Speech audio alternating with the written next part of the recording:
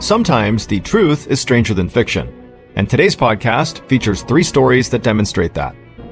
The audio from all 3 of these stories has been pulled from our main YouTube channel and has been remastered for today's episode. The links to the original YouTube videos are in the description. The first story you'll hear is called The Oklahoma Problem, and it's about a woman who discovers something buried in her past. The second story you'll hear is called The Dark Room, and it's about a man who wakes up in total darkness with no memory of where he is, but then realizes his nightmare is only just beginning. And the third and final story you'll hear is called Timothy Dexter, and it's quite possibly the most absurd rags to riches story ever. But before we get into today's stories, if you're a fan of the strange, dark, and mysterious delivered in story format, then you've come to the right podcast, because that's all we do, and we upload twice a week, once on Monday and once on Thursday. So, if that's of interest to you, please sneak into the Amazon Music Follow Button's house and lightly toast all of their bread, and then put it all back in the bag. Okay, let's get into our first story called The Oklahoma Problem.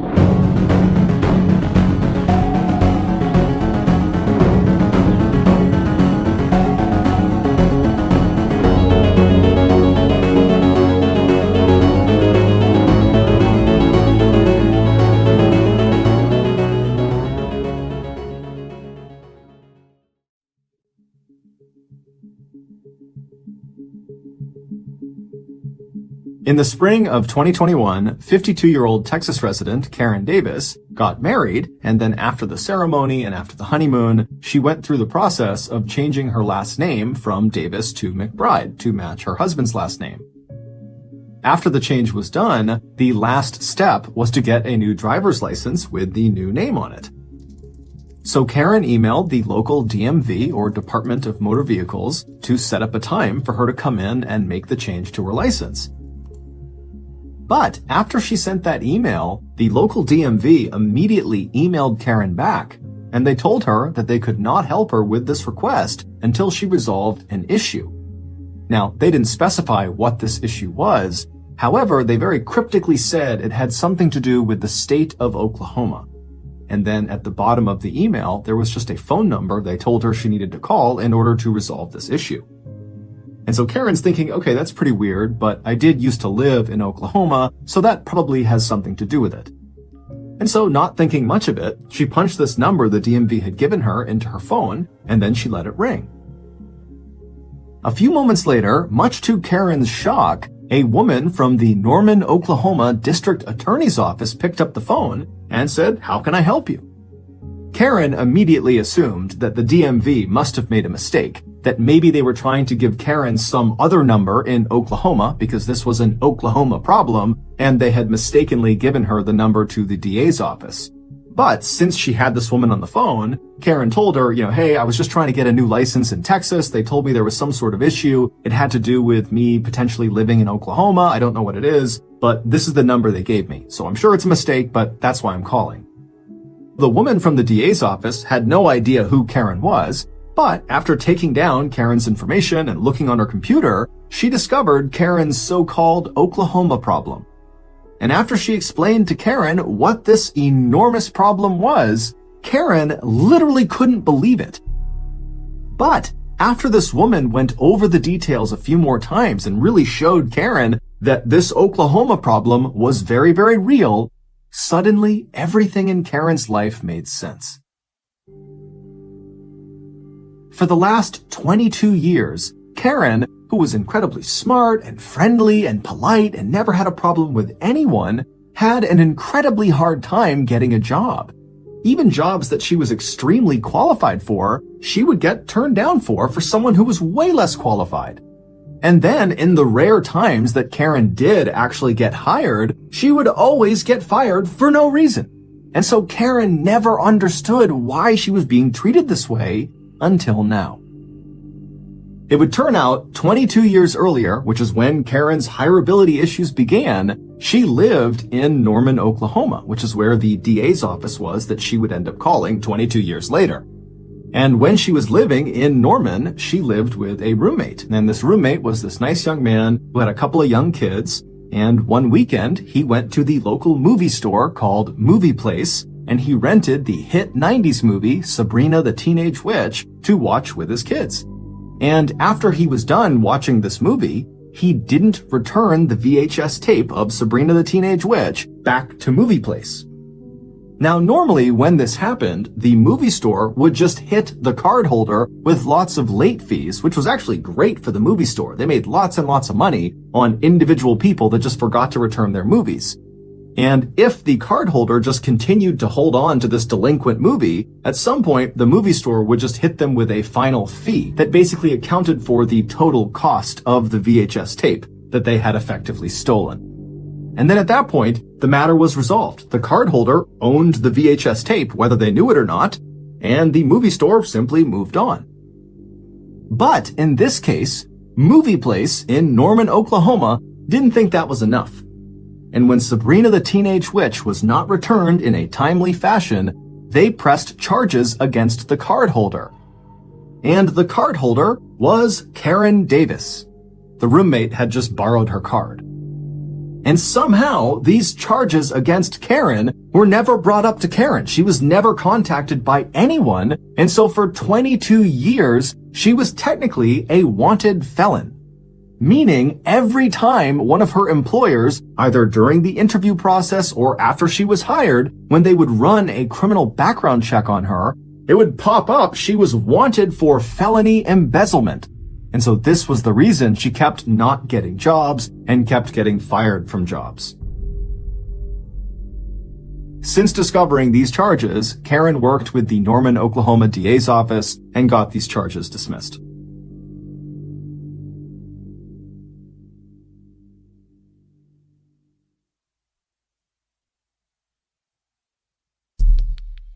Our next story is called The Dark Room.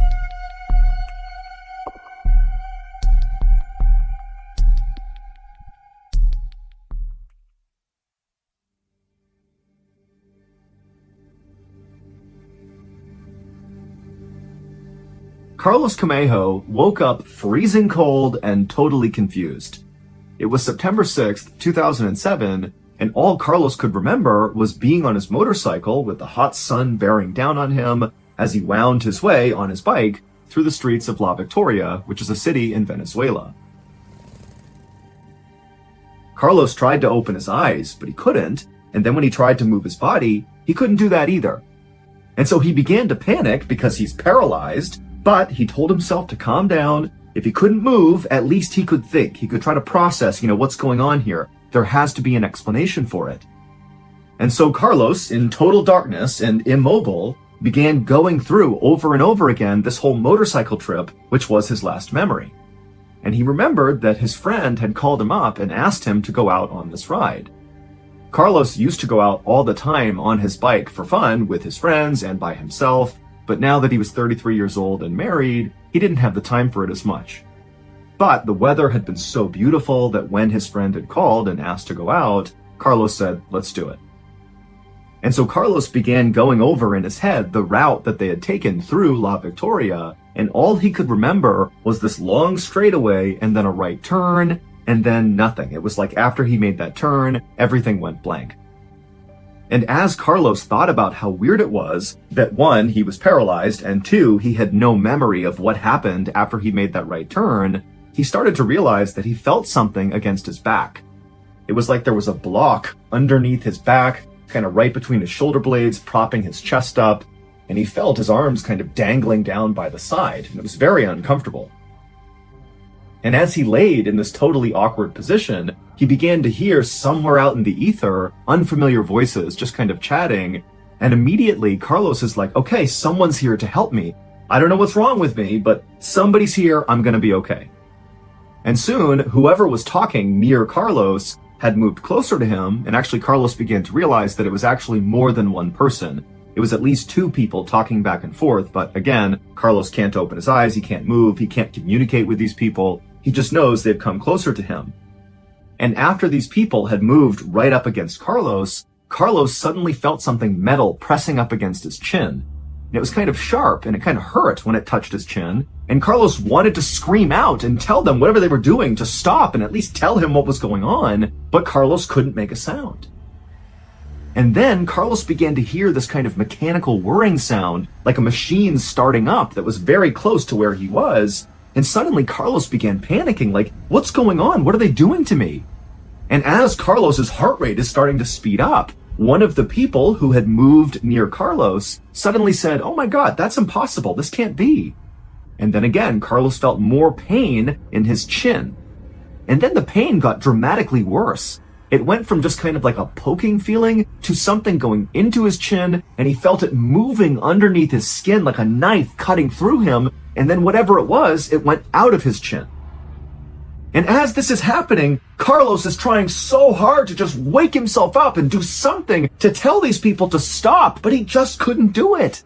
And then again, he felt that sharp pain in his chin, another round of something going into him, moving underneath his skin and then poking out again, and the pain became so blinding that suddenly Carlos was able to kind of break through this paralysis, and his eyes shot open.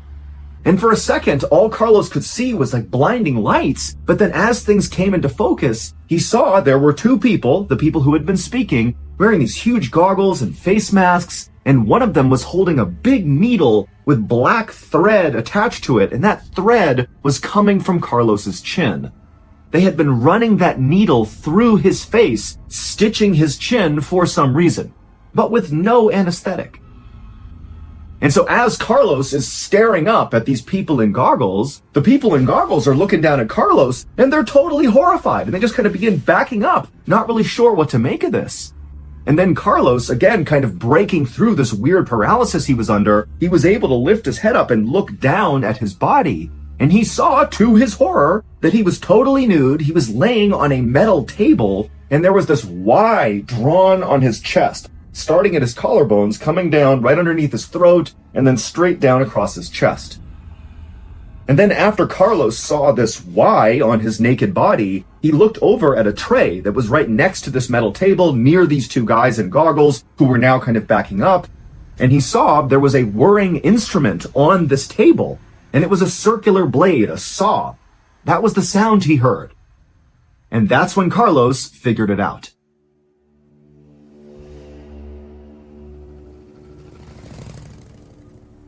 Earlier that day, when Carlos had been out riding his motorcycle with his friend, he had gone down that long straightaway in La Victoria, he had made a right turn, and parked illegally right after this turn was this big truck. Carlos didn't see it, and at full speed, he impacted the truck, he was thrown from his bike, smashed into the ground, horrific injuries, and when paramedics showed up, they pronounced him dead on the scene. And so he was moved from the scene of the accident to the morgue. And at the morgue, Carlos was stripped naked and put on this metal table, and they placed a block underneath his shoulders, kind of propping his chest up, and they drew a Y down the center of his chest for his autopsy. The two doctors that Carlos ultimately saw chatting and performing this autopsy were going to follow that Y on his body with the circular saw. That's how they cut you open during an autopsy. But right before they were about to do that, the doctors noticed that Carlos was actively bleeding from his chin.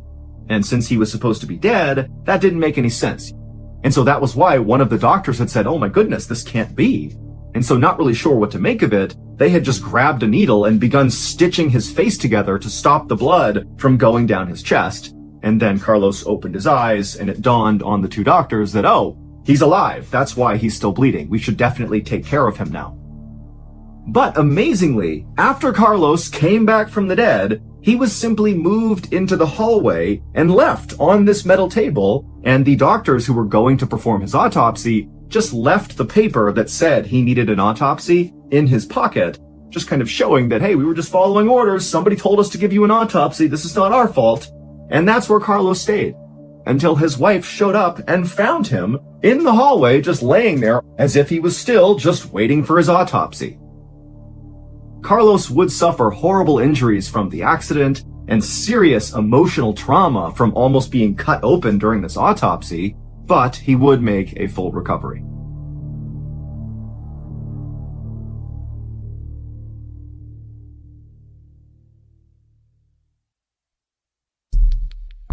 The next and final story of today's episode is called Timothy Dexter.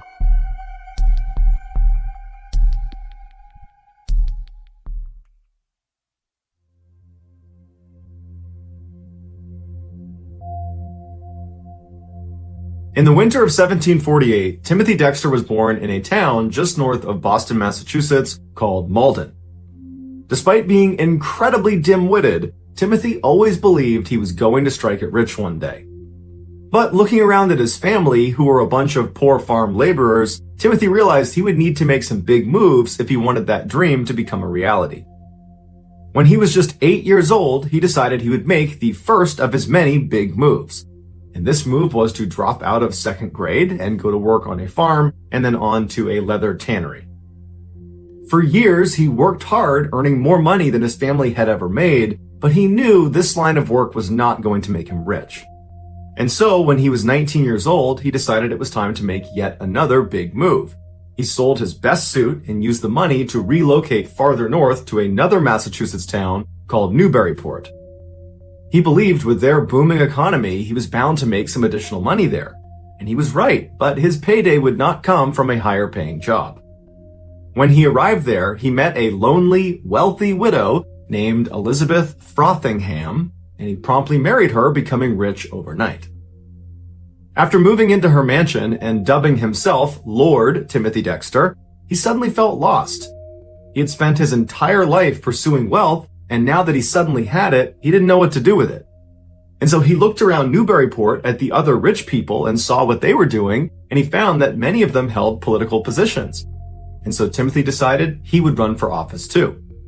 But unfortunately, the voters caught on to the fact that he was a second grade dropout who couldn't read or write or think critically, so he didn't win the election.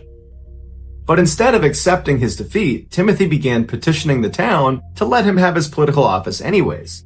And the town said, no, that's not how democracy works. But Timothy didn't really understand, and he just continued to send these carefully outlined petitions explaining exactly why they needed to appoint him. The town had to bring in experts that were able to decipher what he wrote, because Timothy was deeply illiterate, and his petitions were so riddled with spelling mistakes and were so confusing that at first glance it looked like it was written in a foreign language. After they deciphered them, they would immediately deny them, but Timothy just continued to send them. And so finally the town got so fed up with all of his petitions that they decided they would just give him a fake political title just to get him to stop, and to low-key humiliate him. They offered him the title of the Informer of Deer, and they told him his job was to look high and low all over Newburyport for any signs of deer activity. And the joke was, in Newburyport, there are no deer. But Timothy did not find this humiliating. He did not see the joke in it. He took it very seriously and believed his petitions had worked.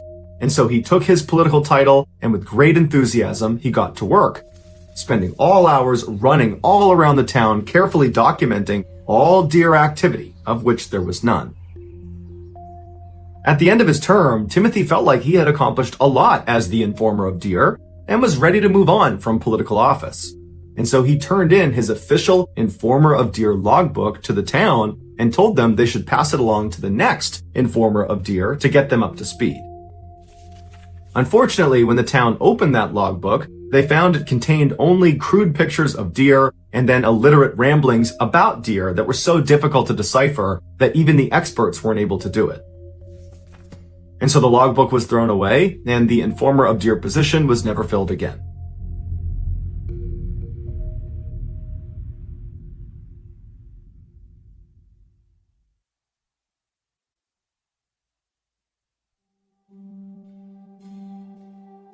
Shortly after the American Revolutionary War broke out between the colonies in America and Great Britain, America began printing their own money to pay for their troops. But this money, called the Continental Dollar, it wasn't backed by silver or gold. It was just backed on the promise of future value if America won the war. That, combined with overprinting this money, led to rampant inflation, and very quickly the Continental Dollar was worthless. Some of the wealthy folk in Newburyport decided they would do the troops a favor, who were now destitute because they held all of this worthless currency. And these wealthy people offered to buy all of their continental currency for a fraction of the price, which was better than nothing.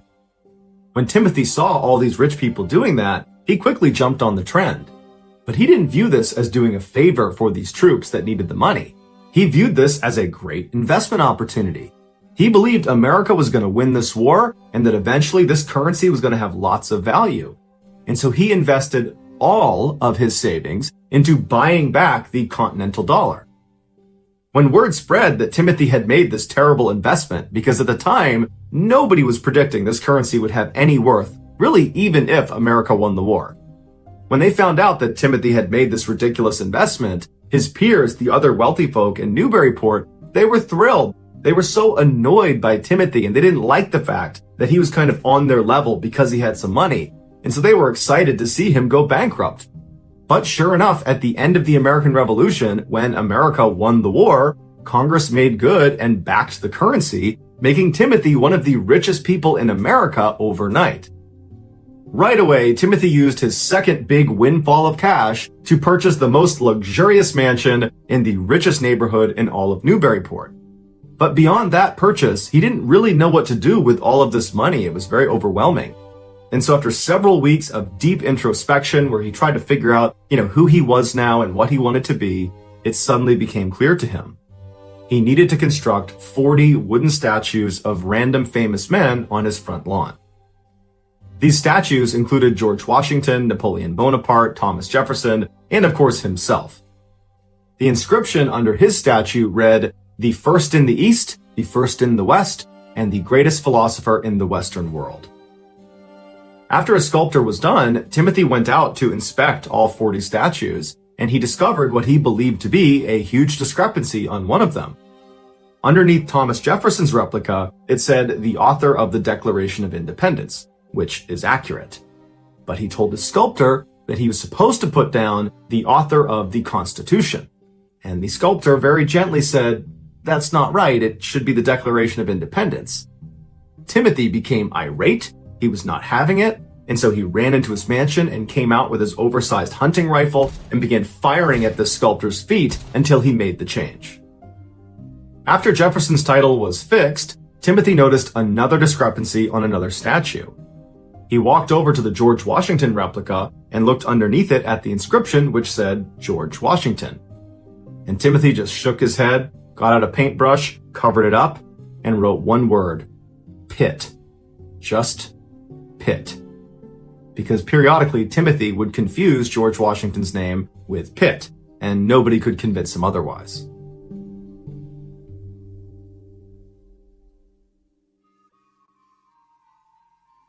By now, the other wealthy folk in Newburyport had really grown to resent Timothy.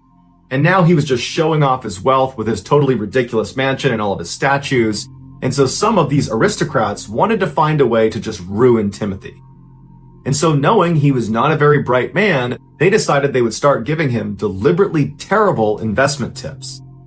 The first being that he should buy a whole bunch of warming pans and send them to the Caribbean. A warming pan is like this big frying pan that you load up with hot coals and you slide under your bed to stay warm at night. This works really well in a cold environment like Newburyport, but is completely worthless in a warm tropical environment like the Caribbean. But Timothy believed he was being given some great insider trading information and absolutely took this to the bank. And he went and bought 2 ships and he loaded them up with 40,000 of these huge warming pans and he fired them off to the Caribbean. And when they got there, the locals didn't know what they were or what they were for, but they found these warming pans served as great ladles for molasses. And they all sold out for a huge profit. And so Timothy went to those aristocrats and he thanked them for their incredible investment tip. These rich people were furious that their plan had backfired, and so they decided they would pitch him another, even worse investment tip that was bound to ruin him. They told him, "Why don't you buy up a whole bunch of coal and send it to Newcastle, England?" Newcastle being the coal capital of the world, where there was so much coal there was actually an expression at the time, "That's like sending coal to Newcastle," which meant you're doing something completely pointless.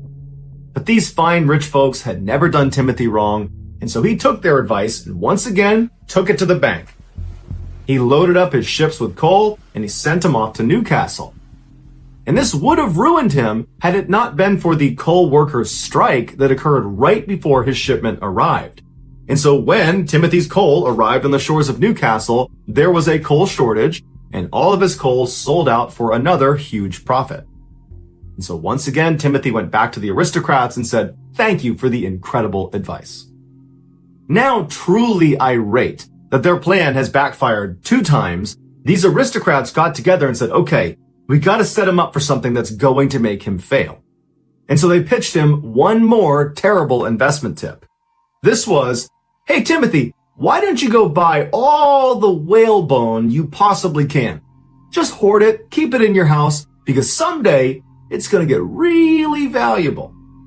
At the time, whalebone was extremely expensive and losing its value every single day. But again, Timothy thinks, these people have never done me wrong, I'm going to do just that. And so he went out and he collected thousands of pounds of these rotting whalebones and made a huge stockpile in his basement. And shortly after he had built up this mountain of bone, over in France, it became fashionable for men to wear corsets. And wouldn't you know it, these corsets were made out of whalebone. And so once again, Timothy's investment completely paid off. And so he tipped his hat for a 3rd time to these rich folks that just keep making him more and more money. After these 3 big investment wins, Timothy was very confident and he viewed himself as a shrewd investor. And so he began to believe that he could identify winning investments himself. And so the first winning investment that he identified was to purchase all these stray cats in Newburyport that were lined up for euthanization. Timothy figured these mangy, sick, feral animals would make great house pets in the Caribbean. And so he loaded them all onto his 2 ships, he fired them across the sea, and wouldn't you know it, they sold like hotcakes. Not because they were cute and cuddly, but because, unbeknownst to Timothy, the Caribbean had a huge rat infestation problem in their warehouses, and so his shipment of stray cats arrived at the perfect time.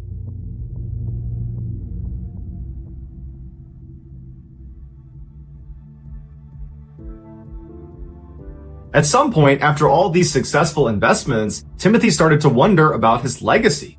How would people remember him after he was gone? And so there was only one way to find out. Timothy, very elaborately, faked his own death. And as he hid, watching his funeral, he noticed his wife, Elizabeth, wasn't as sad as he thought she should be over the death of her husband. And so he leapt out in front of the thousands of people that were there, and he began beating his wife with his cane. After this, Timothy decided he didn't really like his wife anymore, and so he decided he would just tell people she was dead, even though she was not dead. And so when people came to Timothy's mansion and they saw his wife walking around, clearly alive, Timothy would tell them, "Oh, she's a ghost." And because at this point Timothy was so wealthy and so influential, people just kind of accepted this and began viewing Elizabeth as a ghost. Before Timothy's actual death, he penned an autobiography called A Pickle for the Knowing Ones, a title that to this day people still don't really understand. Inside the book were 24 pages of completely illiterate ramblings with absolutely 0 punctuation. The book was so terrible that it actually sold out very quickly because people thought it was funny to buy this book. After people criticized Timothy for not using any punctuation, Timothy printed a 2nd edition where at the very end he included a single page with 13 lines of just random punctuation marks with a note at the bottom that said, "Go ahead and sprinkle these in as you see fit."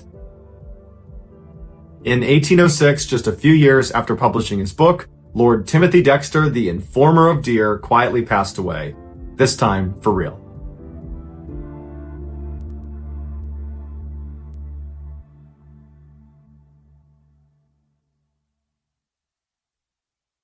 A quick note about our stories. They are all based on true events. But we sometimes use pseudonyms to protect the people involved, and some details are fictionalized for dramatic purposes.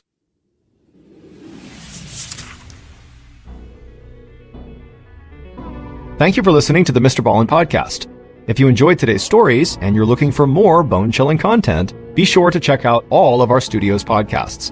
There's this one, of course, the MrBallen Podcast, and there's MrBallen's Medical Mysteries, Bedtime Stories, Wartime Stories, Run Fool, Redacted, and Late Nights with Nexpo.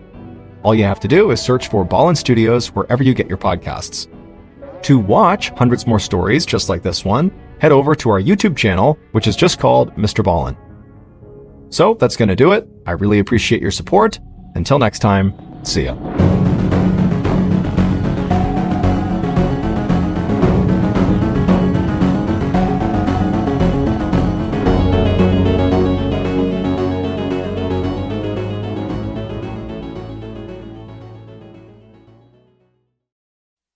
Sometimes the truth is stranger than fiction, and today's podcast features 3 stories that demonstrate that.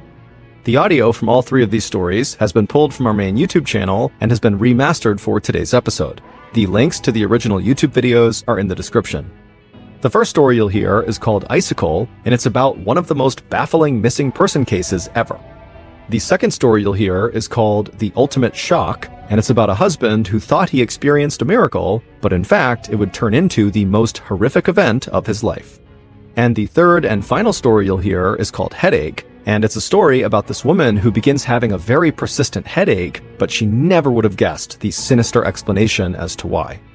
But before we get into today's stories, if you're a fan of the strange, dark, and mysterious delivered in story format, then you've come to the right podcast because that's all we do, and we upload twice a week, once on Monday and once on Thursday. So if that's of interest to you, the next time the Amazon Music follow button lets you borrow their favorite book, be sure you spill several cups of water all over the pages so it warps the book and it never closes flat again. Okay, let's get into our first story called Icicle.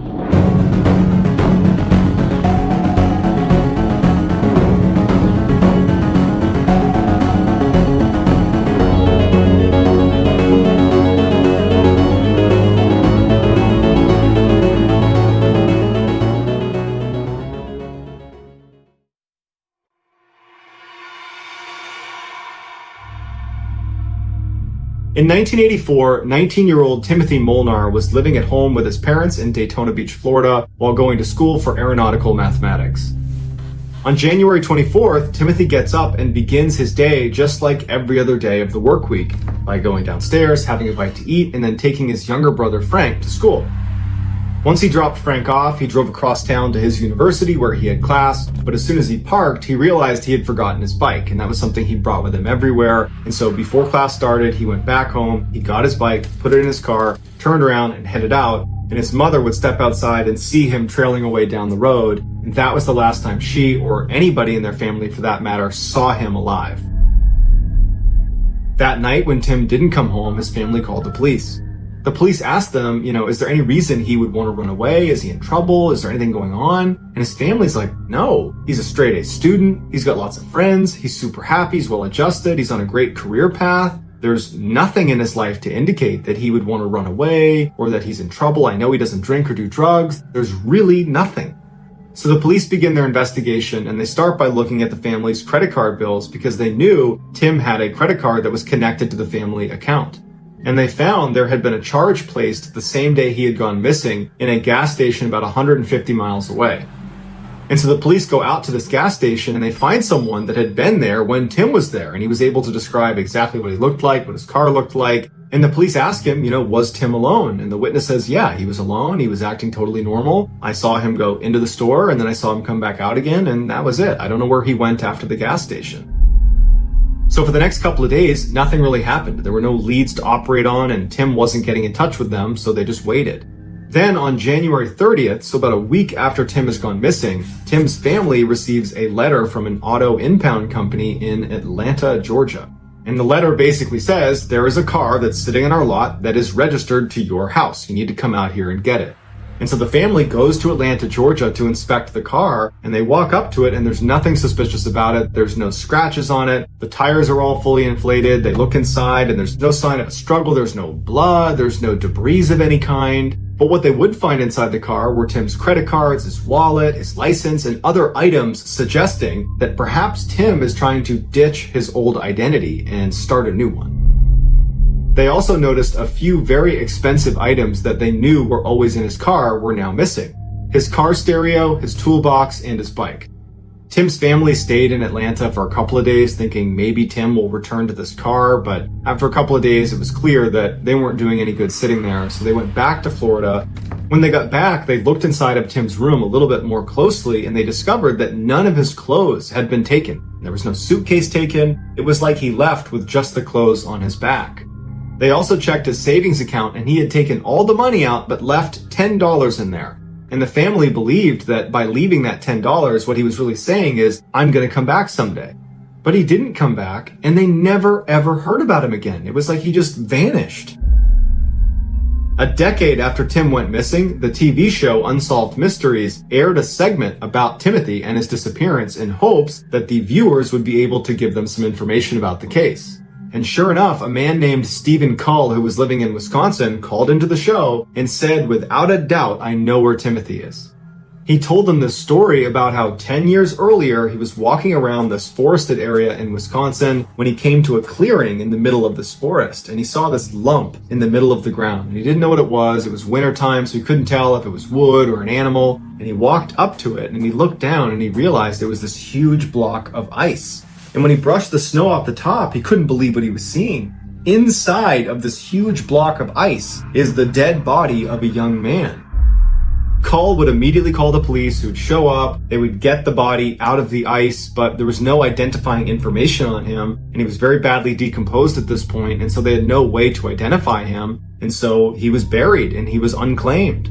But from the second Steve saw that dead body in the ice, that image was seared into his mind. And so when the TV show Unsolved Mysteries put a picture of Tim up on the screen saying, "If you've seen this guy, let us know," Steven's like, "Oh my gosh, I recognize those clothes. That's the guy who was dead in the ice block."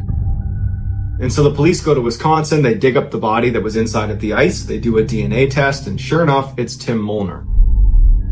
Even though Tim's body was almost completely skeletonized at this point, the coroner said there's no sign of trauma to his body. None. However, they weren't able to determine a cause of death. To this day, we have no idea how or why Tim wound up 1,200 miles away, frozen inside of a block of ice.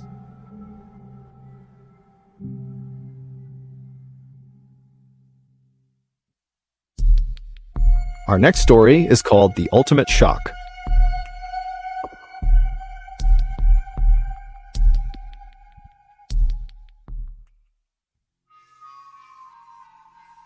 One morning in early June of 2011, in the Russian city of Kazan, a 49-year-old Russian woman named Fagiliu Mukhamatsonov woke up feeling nauseous.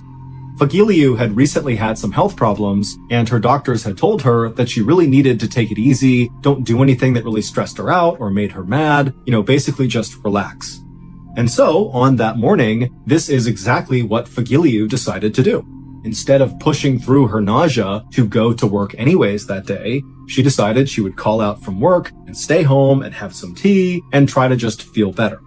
But a little while later, when Fagiliu was in the kitchen making tea, her husband, Fagili, he came in and asked her how she was doing, and she said, "You know what? I actually feel worse. My nausea has gotten worse, my chest hurts, and I'm starting to sweat. I'm gonna go lie down in the bedroom." But as Fagiliu walked across the kitchen to go lay down, her chest suddenly tightened tenfold and she collapsed to the ground unconscious. Fagili rushed over to her and tried to wake her up, and when he couldn't, he rushed to the phone and dialed 112, which is Russia's emergency line, and he called for an ambulance. And then when the ambulance arrived, Fagiliu was not breathing.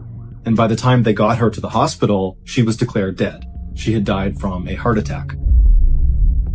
Fagili, who had been married to Fagiliu, his wife, for almost 30 years, was absolutely heartbroken, but he and his wife's religion encouraged people to have funerals within 24 hours of a loved one passing away. And so despite the fact that Fagili was basically despondent from all his grief, he pretty much immediately began calling relatives and friends and making preparations for Fagiliu's funeral, which would take place the next day. The next morning, Fagili woke up and put on his best suit, and then he joined his and his wife's family and friends at the funeral home for Fagiliu's funeral. When Fagili walked inside of the funeral home, he saw there were all these wooden chairs facing forward towards the front of the room, and at the front of the room, up on a table, was his wife's coffin, which was open and surrounded by all the flowers that Fagili had barely been able to buy with the little bit of money that he and his wife had.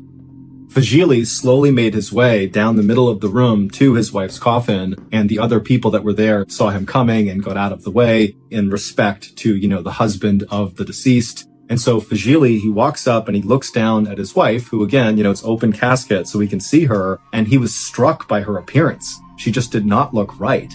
Now, Fagili did not have enough money to embalm his wife, which means to preserve a dead body and make it look like it's very lifelike. And so instead, the people who worked in this funeral home had just applied heavy makeup to Fagiliu's face to try to make her appear more lifelike, but it really hadn't worked. To Fagili, it didn't even look like his wife. After all, Fagiliu never even wore makeup, and so to see her with heavy eyeliner and bright red lipstick was just totally bizarre.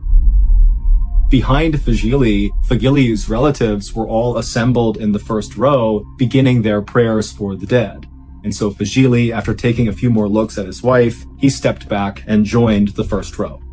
And so as Fagili was standing there holding his mother's and brother's hand, he closed his eyes and did his best to focus on the words of the prayer, instead of on the grief he was feeling for his wife. And as he was doing that, his mother, who was on his right side, suddenly broke from the words of the prayer and let out this strange crying sound. And Fagili, he opened his eyes and looked over at his mother, expecting her to be collapsed on the ground from all the grief she was experiencing. But instead, he saw his mother was trembling and looking straight ahead. And so Fagili followed her gaze, and what he saw at the front of the room made Fagili want to faint. His wife, Fagiliu, was now sitting straight up in her coffin. She wasn't making a sound, but she was looking out at the crowd of people with her strange makeup on her face, just staring at them with wide eyes. And for a second, everybody in the funeral home noticed this and went totally quiet, and both Fagiliu and the mourners just stared at each other. And then Fagiliu began screaming, but at first it was like she couldn't make any sound, and it was this raspy, dry yell that was coming out of her mouth. But then it built and built until it was sort of like a bellow or a roar. And when this loud, deep, guttural sound began coming out of Fagiliu's mouth, the mourners in the room began screaming too. And suddenly it was absolute chaos inside of this building. As funeral workers rushed to call emergency services, not knowing what else to do, Fagili, who also had been screaming after seeing his wife arise from the dead, he kind of snapped out of it and ran to his wife, and he embraced her. And when he did, Fagiliu went from screaming to silent. And she looked up at her husband with wide, scared eyes and began crying, and then she slumped forward into Fagili's arms. At this point, Fagili's family and Fagiliu's family saw what was happening, and they kind of snapped out of it too, and they rushed forward, and they helped Fagili lift Fagiliu out of her coffin, and they laid her down on the ground. And even though she wasn't moving, her eyes were open, and she was looking up at her family, just absolutely terrified, with all her makeup running from her tears. And then 12 minutes later, when Fagiliu finally was rushed to the hospital, she was declared dead again. It would turn out that when Fagiliu collapsed on her kitchen floor, she really did have a heart attack, but it didn't kill her. She was just unconscious, and her breathing was very shallow, and she wasn't moving, and nobody noticed. And so when Fagiliu kind of came to and woke up inside of her coffin at her funeral, she likely was okay, all things considered. She was, healthy enough to be alive. But when she looked around the room and saw she was at her own funeral and sitting in her coffin, the stress of that moment had given her another heart attack. And this one had been fatal.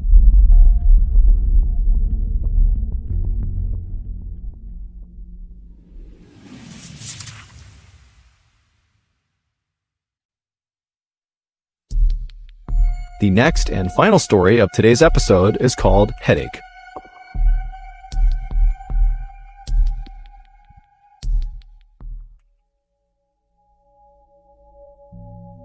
On the afternoon of May 25th, 2017, 42-year-old Nicole Gordon was laying on her couch in her home in Atlanta, Georgia, with an ice pack on her head.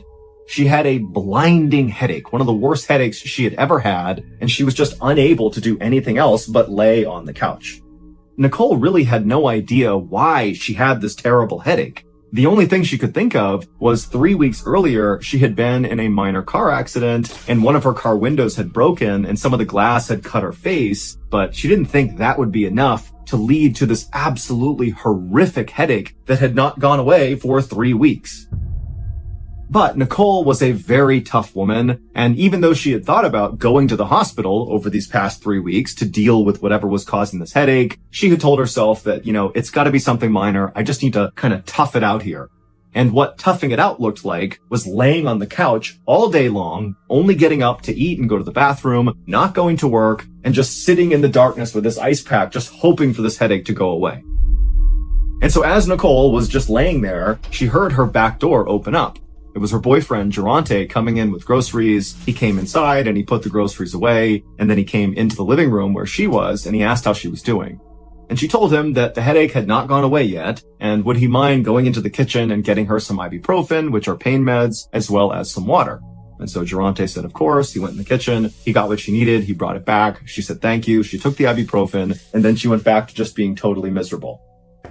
But just a second later, Nicole and Durante heard a knock at the front door, and Durante, he walked over and kind of casually looked through the blinds to see if he could see who was at the front door, and he saw it was Nicole's best friend, Leisha. But instead of going to the door and opening it, Durante turned to Nicole and said, hey, it's Leisha. Do you want me to get the door? And Nicole, she just kind of grunted and said, no, please just ignore her. Even though Nicole and Leisha were very close, Nicole knew that Leisha was very high energy. She had been calling and texting basically nonstop ever since Nicole had begun getting these headaches. Leisha just wanted to help and kind of be around and be a part of her recovery. But Nicole just couldn't deal with that super high energy right now. She could barely have a conversation without her head hurting even more. And she knew that Leisha and Durante didn't really get along too well. And so Nicole figured it would just be better for everybody if they pretended no one was home and Leisha just went on her merry way. But Leisha was very persistent and just continued knocking really loud on the front door. She began calling Nicole's phone, and so Nicole began reaching over and silencing her phone over and over again. And finally, Nicole looked over at Durante and just said, I don't need this. I'm going into my bedroom and I'm lying down. And so she grabbed her phone, she stood up off the couch, she could barely move, her head hurt so bad, and she walked, quietly past the front door, made her way into her bedroom, and she was about to lay down on the bed when she made the mistake of opening up her blinds just a little bit. Her room was on the front of the house as well, and she wanted to see if Leisha was still there. And when she opened those blinds, Leisha, who was outside, happened to be looking at Nicole's bedroom, and the two of them made eye contact, and Nicole's like, oh my God, she knows I'm here. And so Nicole, she just shuts the blinds, but now Leisha comes up to the window and she's yelling, Nicole, I know you're there. Come on, let me in. I want to help you. But Nicole, she just could not deal with it, and so she laid down on her bed and just continued to totally ignore Leisha. Nicole knew that no matter how offended and upset Leisha was for this snub, she would get over it because the two women had been friends for nearly 2 decades. 19 years earlier, they had been neighbors and they had become friends really quickly. They had been pregnant at the same time and they began raising their kids kind of like side by side. But in the last 5 years that Nicole and Durante had been together, Nicole and Leisha had kind of drifted apart because Leisha and Durante both had very strong personalities and they just kind of clashed. And Nicole and Durante had this kind of on-again, off-again relationship. And every time they were broken up, Leisha would come around and be totally unfiltered with Nicole about how much she didn't like Durante. But right now, Nicole could just not deal with Leisha. And so despite hearing her yelling for her to come outside, come on, I know you're in there, Nicole just rolled over on her bed with her ice pack on the side of her head and she fell asleep. A few hours later, when Nicole woke up, Leisha was gone as well as Durante. He didn't stick around for very long. He often would only come over just to check in and then he'd go off and do his own thing. And so Nicole, who still had this blinding headache, she sat up, she got out of her bed, and she was only able to walk back out into the living room where she laid down on the couch and just went right back to sleep. Even though Nicole had had this headache for 3 weeks and it had not gotten any better, she really was convinced that taking enough ibuprofen and relaxing long enough would cause it to go away.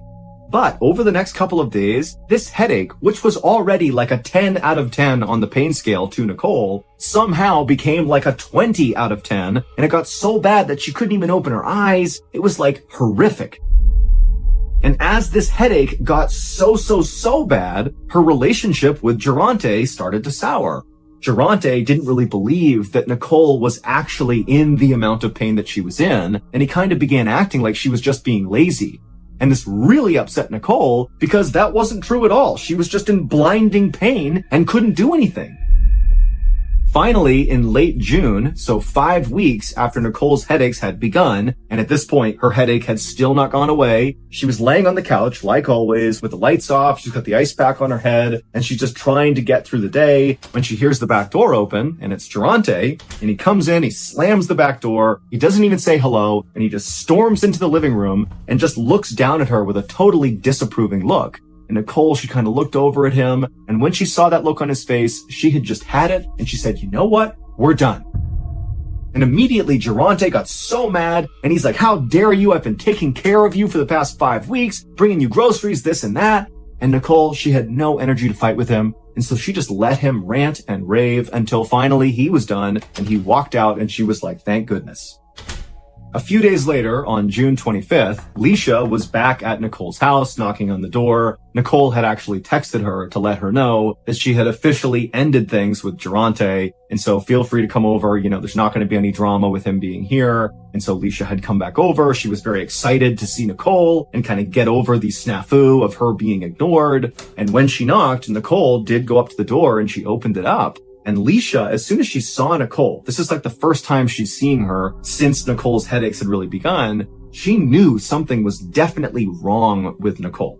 Her entire apartment is totally dark, all the windows are covered up, and Nicole is squinting out at Leisha, kind of beckoning her to come inside. And Leisha's like, oh my gosh, like how bad is this headache? And Nicole could barely make a sentence and she just said, oh, it's so bad, it's so bad.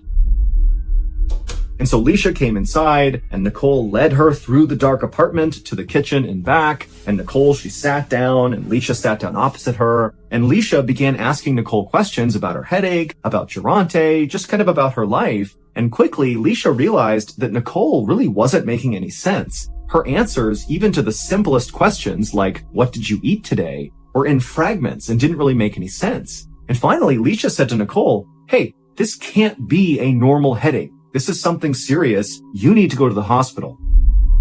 And at this point, even though Nicole had been trying so hard to just kind of white knuckle her way through whatever was going on in hopes it would go away, she was starting to realize that there was something wrong here and she needed help from a doctor. And so Nicole agreed to go. And so Leisha would help Nicole up and kind of assist her out of the apartment and into Leisha's car. And Leisha would take her to the hospital. And when they got there, Leisha brought Nicole into the emergency room and she explained to the nurses and doctors that Nicole had this terrible migraine. It started after she was in this minor car accident 5 weeks earlier. And so the doctors and nurses brought Nicole back to one of the rooms and they began kind of treating her the way they would any other patient who had a serious headache. They asked her if she was hydrated. They asked what medication she was taking. They asked her what she was eating, how much sleep she was getting. They were just kind of going down the list of different things that could cause this headache, but nothing stood out as a red flag.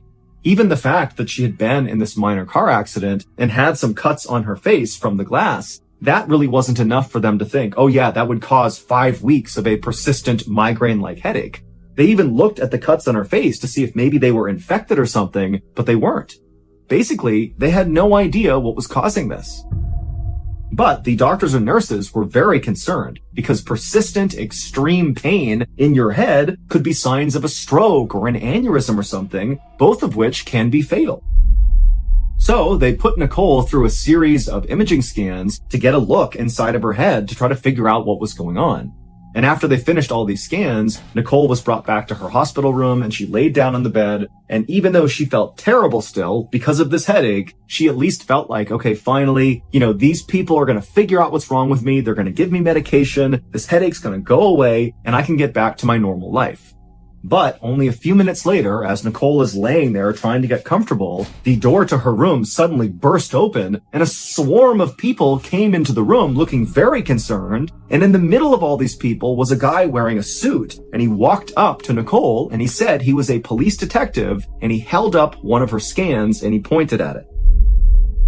But to understand what he was pointing at on her scan, we need to go back and look at what really happened on the day that Nicole got into that minor car accident.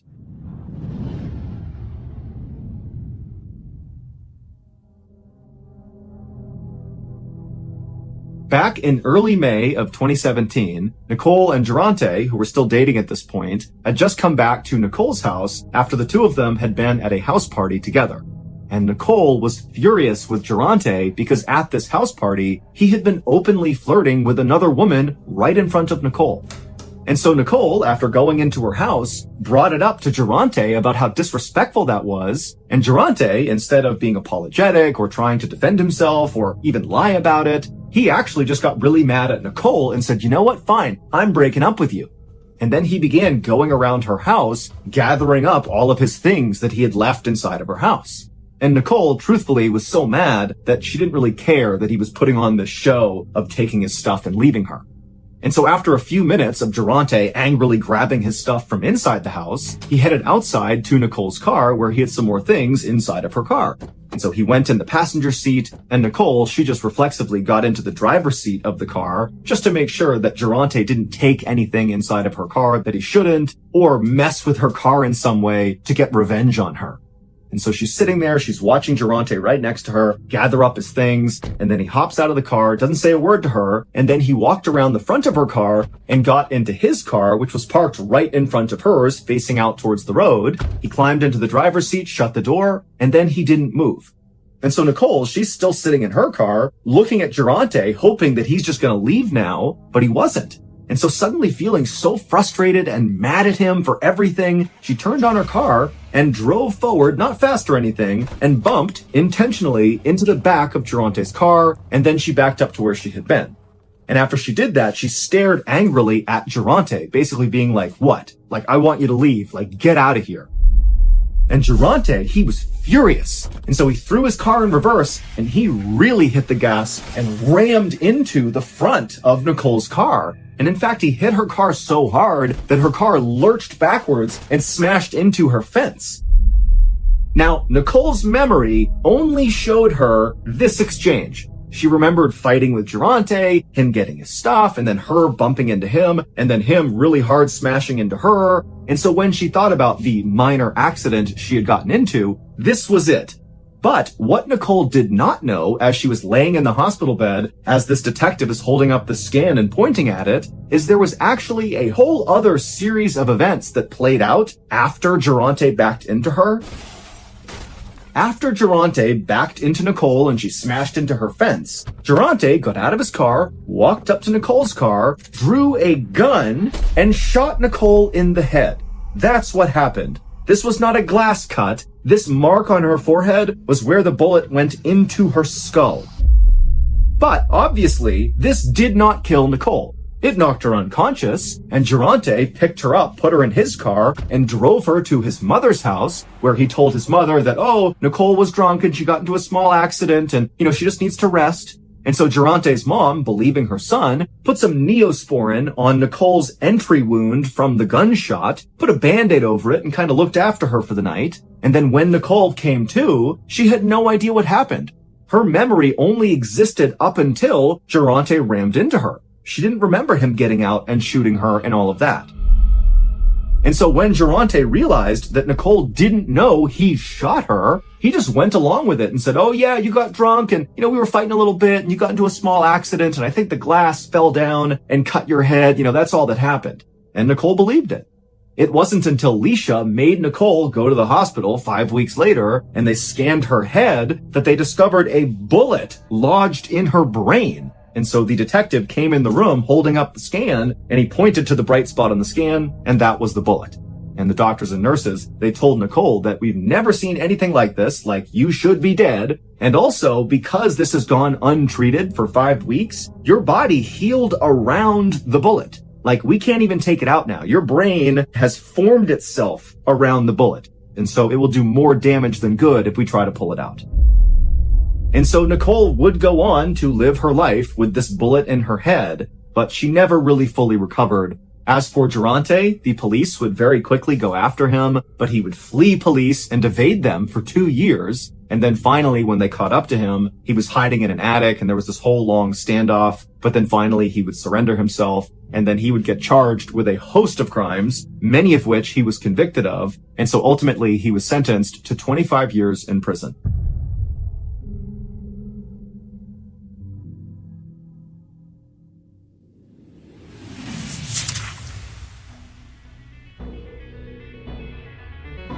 Thank you for listening to the MrBallen Podcast. If you enjoyed today's stories and you're looking for more bone-chilling content, be sure to check out all of our studio's podcasts, MrBallen's Medical Mysteries, Bedtime Stories, and Runful. Just search for Ballen Studios wherever you get your podcasts and you'll find them all. Also, there are hundreds more stories like the ones you heard today, but in video format on our YouTube channel, which is just called MrBallen. So that's going to do it. I really appreciate your support. Until next time, see ya.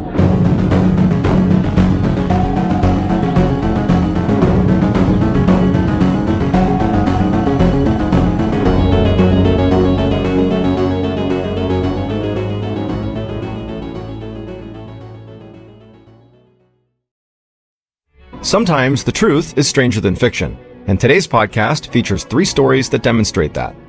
The audio from all 3 of these stories has been pulled from our main YouTube channel and has been remastered for today's episode. The links to the original YouTube videos are in the description.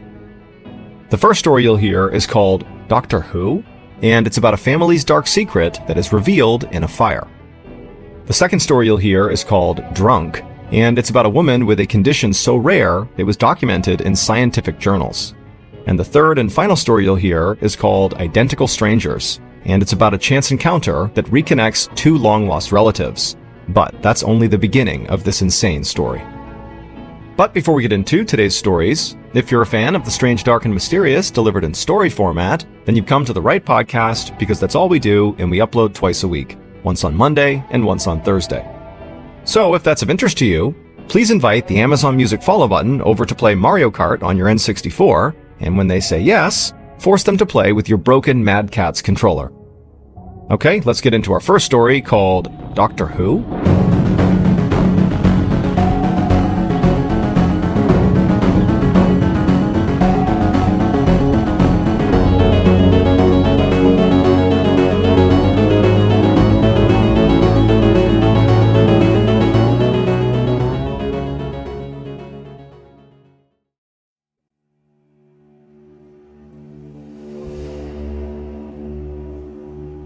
In 1974, Jean-Claude Romand enrolled in medical school in Lyon, France. He was a model student who excelled despite the notoriously brutal course load. In 1980, he married his girlfriend, and shortly after that, they had 2 kids, a boy and a girl. In 1983, he officially became a doctor and landed a great job as a researcher at the World Health Organization in Geneva. His focus was on finding new medicines to treat arteriosclerosis, also known as heart disease. His wife would proudly tell her friends that her husband was a super doctor who worked quietly in a neon-lit lab in Geneva to develop all these incredible treatments. From the outside looking in, Jean-Claude's life looked perfect, but looks can be deceiving. In the early morning hours of Monday, January 11th, 1993, Jean-Claude's best friend, Luc, received a call informing him there had been a terrible accident. In the night, a boiler had caught fire inside of Jean-Claude's house, killing his wife and his children. Jean-Claude had barely escaped alive, but when he got to the hospital, he had slipped into a coma. The 2 men had been friends for nearly 20 years. They were both doctors, they both got married at almost the exact same time, their kids had grown up together, and now Jean-Claude's family had been completely destroyed. Later that day, when Luc arrived at the hospital to see his friend, he was met with 2 policemen standing outside of his room, barring anyone from going inside. And when they realized Luc was his best friend, the policeman said, "Hey, can we actually pull you aside and talk to you about Jean-Claude?" And so Luc was confused, but he walked over and sat at a table with the 2 officers, and they proceeded to tell him that the fire that had killed Jean-Claude's family had not been an accident, and Jean-Claude was not a doctor.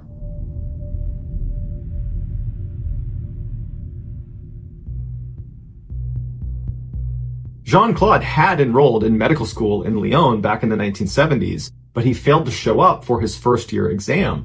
And without passing that exam, you can't advance in medical school, and so the school allowed him to retake the year.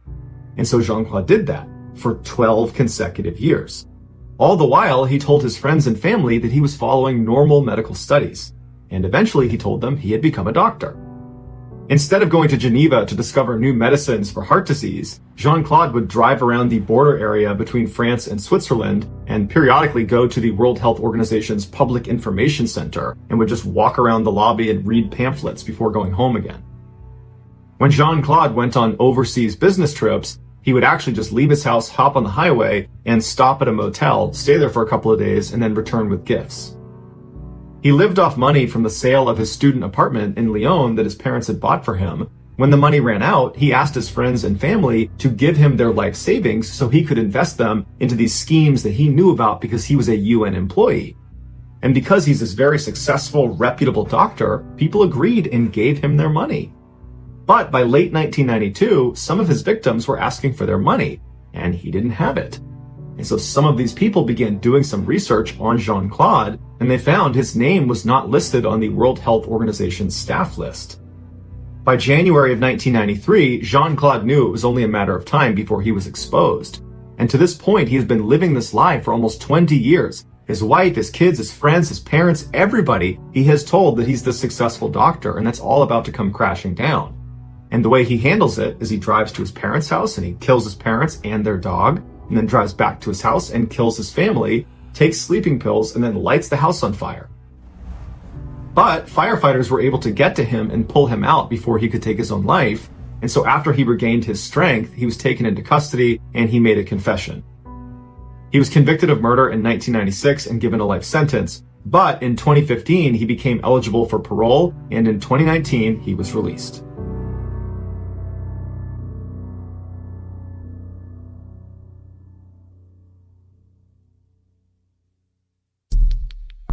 Our next story is called Drunk.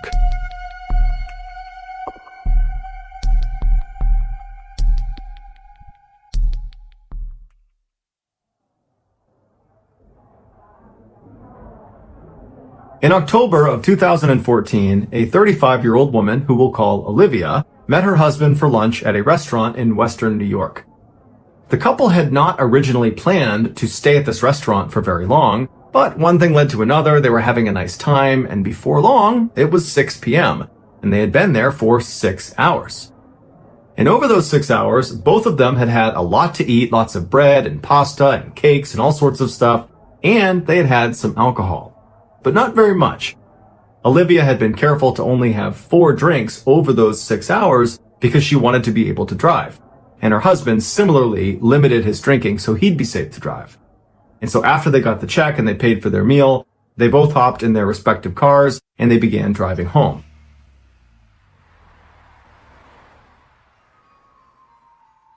As Olivia was making her way home, she unfortunately got a flat tire, and so she pulled off to the side of the road and she called roadside assistance.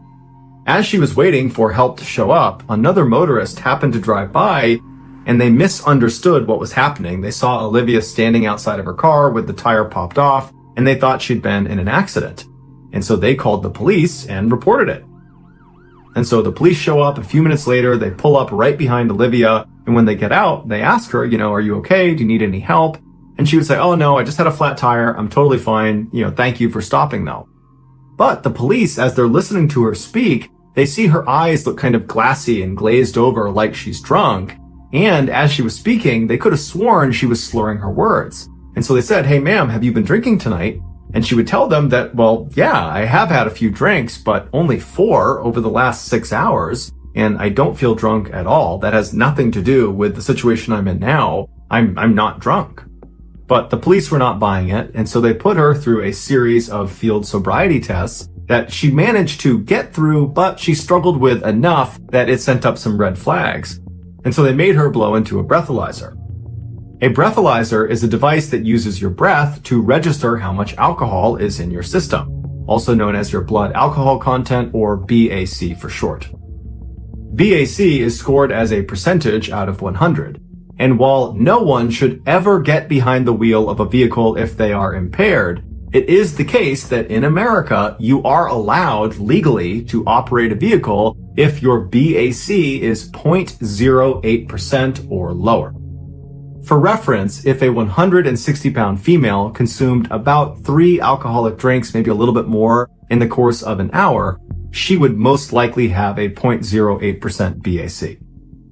If that same 160-pound female were to consume, let's say, 8 alcoholic drinks over the course of an hour, she would definitely not be allowed to legally operate a vehicle because she would be very, very drunk. Her BAC would have spiked to 0.2%, which would put her in the range where she would most likely have alcohol poisoning, and eventually she would most likely lose consciousness. If this same 160-pound female were to consume 13 alcoholic drinks over the course of an hour, her BAC would jump all the way up to 0.4%, where she's not just drunk and unable to operate a vehicle. At that level, you're talking about potentially dying from consuming that much alcohol. When Olivia blew into this breathalyzer, she fully expected that she would be below the 0.08% legal limit, because after all, she'd only had 4 alcoholic drinks over a 6-hour period, and so that would put her well below that legal limit. But that was not the case. she blew a staggering 0.33%. The cops couldn't believe what they were looking at because they're looking at Olivia and they're thinking at that level, she should be somewhere between losing consciousness and dying. But here she is just standing there talking to us, acting a little bit buzzed. And so they assumed their breathalyzer must have made a mistake. So they went back into their car, got another breathalyzer, did it again. And again, Olivia blew a 0.33% BAC. The officers couldn't understand how this woman had such an extreme alcohol tolerance, but regardless, they charged her with driving while intoxicated and then brought her to the hospital for medical intervention. There, her BAC remained high even after a full day had passed without her consuming any more alcohol. This is around the time that it was discovered that Olivia had a very, very rare medical condition called autobrewery syndrome, which in a nutshell meant her body transformed glucose from foods, specifically carbs like bread, pasta, that kind of thing, into alcohol. Olivia, who was totally unaware of this condition, had developed this wicked alcohol tolerance because she was basically drunk all the time. Not because she was a heavy drinker, but because she ate carbs. This condition, if left untreated, can do the same damage alcoholism and binge drinking can do to the body. The only way you can treat it is by drastically changing your diet. When Olivia's condition was discovered and made public, the charges against her were dropped, and she would go on to just stop eating carbs altogether.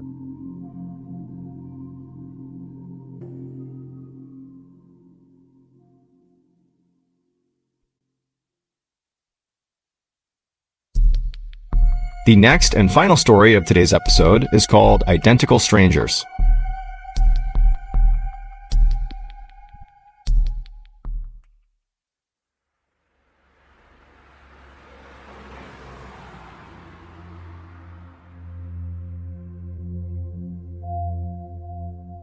In 1980, Bobby Shafran was on his way up to Sullivan County Community College, which is 2 hours outside of New York City, to begin his freshman year.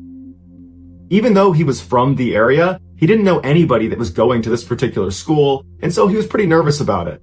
Plus, he wasn't that popular in high school, and he had a hard time making friends. When he pulled into a parking spot at the school, he saw a sea of people getting out of their parents' cars and carrying boxes up to their dorm rooms. And so he took a deep breath, hopped out of his car, grabbed his backpack, and began walking across the lawn towards the dorm building. On his walk over, Bobby was surprised when he felt like all these random strangers on the lawn were looking at him like they knew him. And a couple people yelled out to him and said, "Hey, it's good to have you back here."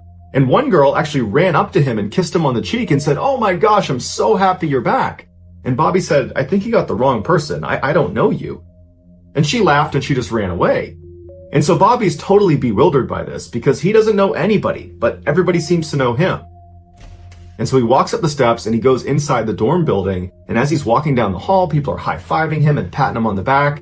And then right as he's about to turn the corner towards his actual dorm room, someone down the hall behind him yells out, "Hey, Eddie, what's going on, man?" And Bobby knew whoever it was yelling at him. Because this whole situation had been so weird, he felt like this had to be a case of mistaken identity. And so Bobby turned around and he saw at the other end of the hall another student who he didn't know, clearly waving at him and yelling out, "Hey, Eddie, come here. What's going on, man?" And so Bobby walks up to him and says, "Hey, I'm not Eddie. I don't know what's going on, but everybody thinks I'm somebody that I'm not, but I'm not Eddie. Who's Eddie?" And the guy said, "Yeah, okay, Eddie. It's good to have you back here, man." And then walked off. And so Bobby's like, "What is going on here?" And so Bobby turns and he goes back up to his dorm room and he goes inside and he just shuts the door. And he's thinking, I just want to be left alone for a second because this is not right. This is not how a freshman who doesn't know anyone gets welcomed at any school or any place in the world. This is totally unusual. And just a couple of minutes after being inside of his dorm room, he hears a knock on the door. And Bobby's like, "Oh, great. Who is it now? Who is it that thinks I'm someone I'm not?" So he opens the door and there's another student who he doesn't know who's standing there. And this guy, his face just drains of color and he starts shaking when he sees Bobby. And they're both looking at each other like, "What's going on here?" And the student says to Bobby, "Were you adopted?" And Bobby said, "Yeah." And then the student said, "Is your birthday July 12th? And Bobby said, "Yeah." And so the student goes, "Okay, my name is Michael, and I am best friends with a guy named Eddie Galland, and you are his clone. You have got to be his identical twin." At this point, to Bobby, this almost made sense, but it was so crazy to imagine having some identical twin he didn't know about. And so Bobby asked Michael if he could go meet Eddie because he's got to be a student here. And Michael said, well, actually, Eddie decided not to come back to school this year, which is probably why everyone you talked to was so excited to see you because they love Eddie and they thought you were him, and so they're psyched to have you back. After talking for a couple of minutes, Michael tells Bobby that they have to go call Eddie and they have to set up a meeting so that Bobby can meet Eddie and vice versa. And so Michael and Bobby run outside to a payphone booth, they hop inside, they're crammed in there, and they dial up Eddie. And as soon as Eddie answers, Bobby grabs the phone and just says, "Hey Eddie, my name's Bobby and everybody thinks I'm you." And then Eddie says, "Yeah, I've been getting a lot of calls about that too." And Bobby would later say that when he first heard Eddie's voice, he said it sounded like his own voice coming through the phone. And so ultimately, Eddie invited Bobby and Michael to come to his house so that Eddie and Bobby could see if it really was true that they were twins. And so Michael and Bobby hopped in Bobby's car and they sped 2 hours to Eddie's house. And when they got there, it was the middle of the night, and Eddie's house is the only house in this quiet suburb that has all the lights on. And so Michael and Bobby walk up the path towards the front door of Eddie's house. And right as Bobby is about to knock on the door, it flies open, and standing in front of Bobby is his exact clone. It's Eddie. And Eddie's looking back at Bobby, and he can't believe what he's looking at. They are definitely identical twins, and they both immediately saw that. Michael would say after Bobby and Eddie just stared at each other for about a minute, they just started laughing. It was like they were total strangers, but at the same time, they had this connection immediately. They knew they were related, and they were laughing, and they hugged, and they just stared at each other. And Michael said anytime Bobby would tilt his head, Eddie would mimic it, and vice versa. It was like they were looking into a mirror.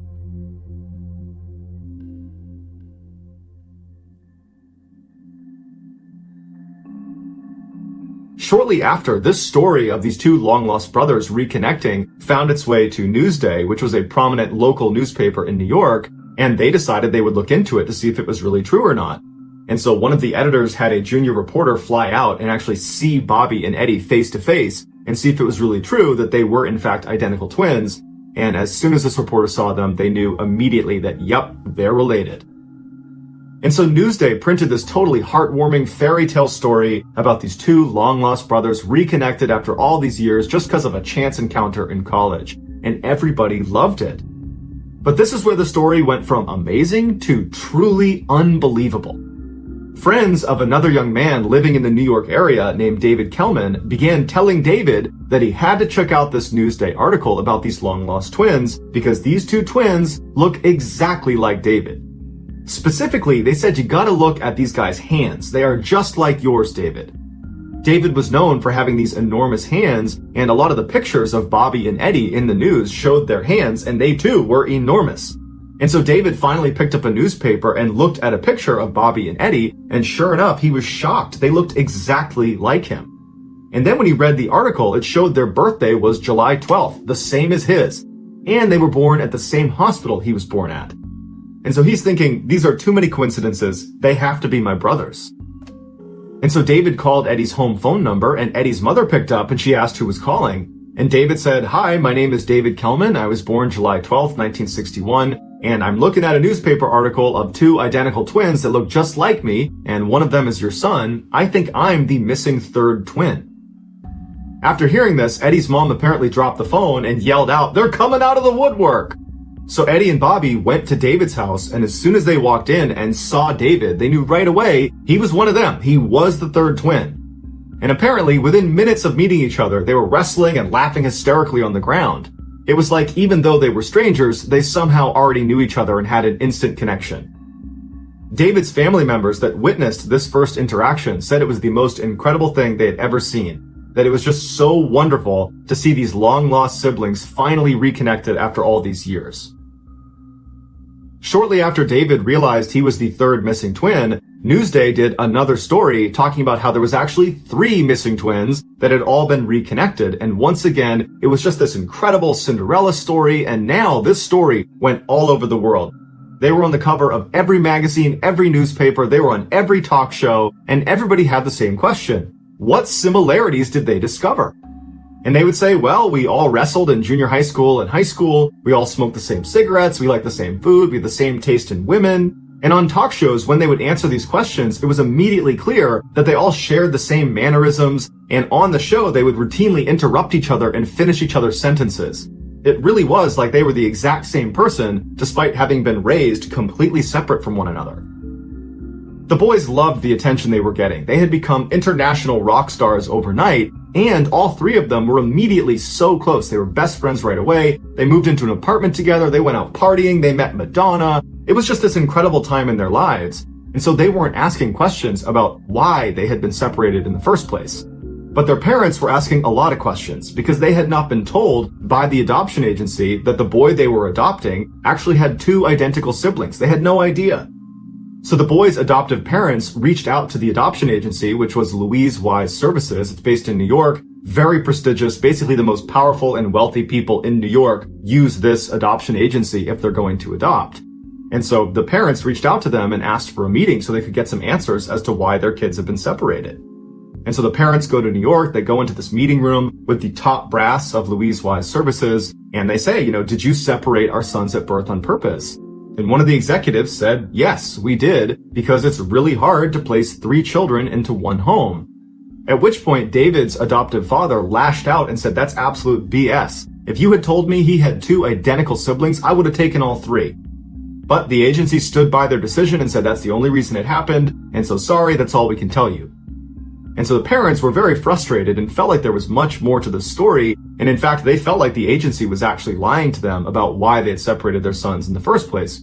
But they couldn't get any more information, so they left the agency. And right when they got outside, Bobby's father realized he had left his umbrella inside of the meeting room. And so he turned around, went back inside, walked down the hall quietly so he didn't want to disturb anyone.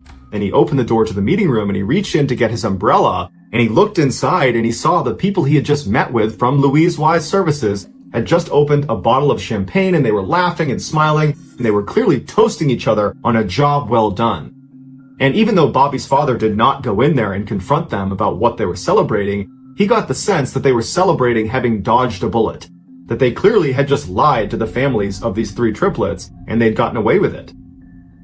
And so between the parents' general sense that the agency was clearly hiding something, and then Bobby discovering this champagne toast as soon as they left, the parents decided they needed to get in touch with some lawyers to help them get to the bottom of why their sons had been separated. And so initially, a number of really prestigious law firms in New York were excited to take this case. But shortly after, they all contacted the families to say, well, actually, there's a conflict and we can't do it anymore. And the parents believed this was because the adoption agency, Louise Wise Services, and some of their more prominent and powerful clients were pressuring the lawyers not to dig into this, that clearly there was some secret that they did not want uncovered. And so unfortunately, the parents hit a dead end and didn't know where else to turn to try to get more information. And so over time, they kind of just accepted that this is just the way it is. And as for their sons, they didn't really care that much because the way they looked at it, at least they had each other now. And so over the years, the boys continued to stay really close. They started families of their own and had lots of family get-togethers. It was just a really happy time in all of their lives. And at some point, the boys actually went into business together and opened their own restaurant in New York called Triplets. And the first year, it was extremely successful, did over $1 million in revenue. But in the second year, the brothers started to fight with each other about how to run the restaurant. And in many ways, this was their first major conflict. They hadn't grown up together. They had never really fought. And so now they're fighting over money and how to run the business, and it got really bad really quick, and they just could not come to any sort of compromise. And so at some point, Bobby left the business. He said, I don't want to do this with you guys anymore. And apparently his departure just completely ruined the dynamic of the 3 brothers. Eddie was the most affected by this fracture in their relationships. All he wanted was for his brothers to be really close and for their families to spend time together, and now all of that was in jeopardy. And so Eddie started showing signs of severe depression and was ultimately hospitalized for 3 weeks. And then shortly after getting out of the hospital, he took his own life.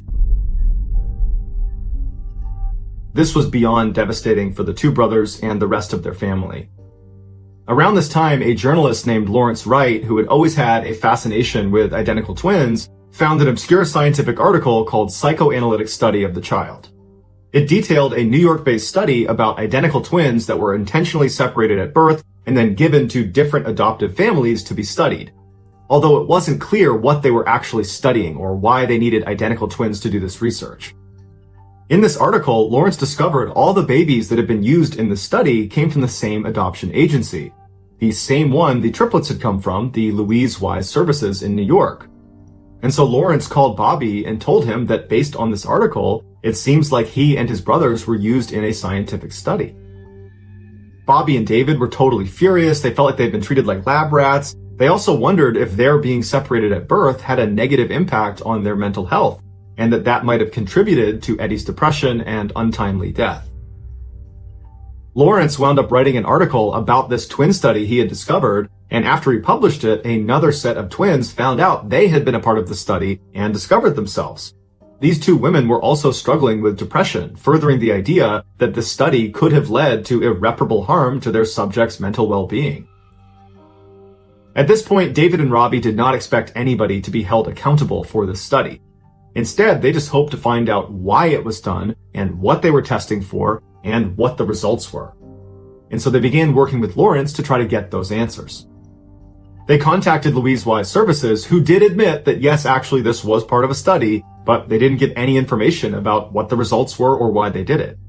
And so they did some digging and they discovered the guy in charge of the actual scientific study was this doctor named Peter Neubauer, who was this very well-known psychologist in New York. And so Lawrence managed to get an interview with this doctor, but the doctor basically said, I won't answer any of your questions and I won't give you any information about this study. And he never published his findings. Right before the doctor died in 2008, he made sure the entire study was put under seal inside of the Yale University archives so no one could access it until 2066, which has led many people to believe that the reason he set it so far out was to guarantee all of these subjects in this study would have died by the time it was made publicly available, protecting his own legacy and the people that were involved in this study.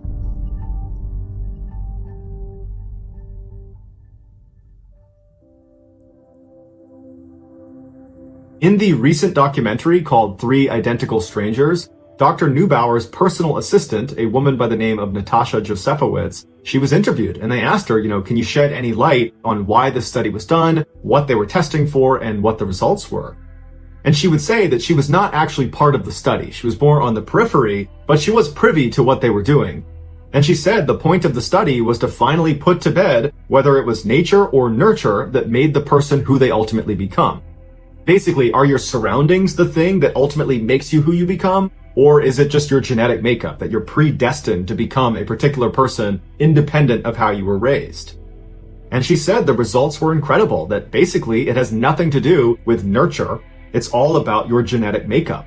That we unconsciously trend towards specific behaviors and decisions, but we believe it's free will. We believe we're choosing to do certain things, but in reality, it's basically predetermined. And specifically, in the triplets case, Bobby was intentionally placed into a more affluent household where his father was a doctor and his mother was a lawyer, and so they were very well educated, and that was his upbringing. Eddie was placed into a more middle-class family with his father being a teacher and his mom being a stay-at-home mother. And David was put into a low-income household where they were all immigrants, English was a second language, and they just had this very small shop that they owned. And Natasha said this study demonstrated that despite these boys being put into different socioeconomic levels, it had almost no impact on who they ultimately became. She said she doesn't know why the study wasn't published, but she hopes someday it will be. Also, in this documentary, a doctor named Lawrence Perlman, who was actually one of the researchers in this study that would actually make house visits to each of the boys' houses as they were growing up under the false pretext that they were there as part of routine follow-up for the adoption agency. And he went on record and said that the study was not just about the effects of socioeconomic class, it was really about the effects of different styles of parenting. He said in the triplets case, each of the boys had been placed into their respective households after that household had already adopted another child. And that first child they adopted effectively became the guinea pig for this study, where scientists would come in and they would study this child under the false pretext that they were there just following up for the adoption agency, but really they were creating a baseline of how do these parents parent. And then once that baseline was established, then the triplets were sent into their respective homes, with the researchers knowing full well how they were each going to be brought up, with the adoptive father being the X factor. Bobby's father, who was a doctor, was rarely around, but he was devoted and loving to his son. David's father, who was the shop owner, was around all the time and adored his son and loved him unconditionally. Eddie's father was a teacher who was around a fair amount, But when he was very strict and rough with Eddie and quick to discipline him and rarely showed any affection for him. And while Dr. Perlman does not come out and say that Eddie's relationship with his father probably had an effect on him becoming depressed and ultimately taking his life, there are many other people close to this case that believe that's exactly what it was. That David and Bobby had a stable, healthy upbringing and Eddie did not. And so when he was faced with the crisis of the brothers separating, Eddie couldn't handle it. These same people refute what Natasha said about the findings of the study that we're all genetically predisposed to become a particular person. They say if that was the case, then why haven't David and Bobby taken their lives? But ultimately, because the study was never published, we won't know for sure why it was done, what they studied, and what the conclusions were. All we have is speculation and second and third-hand information.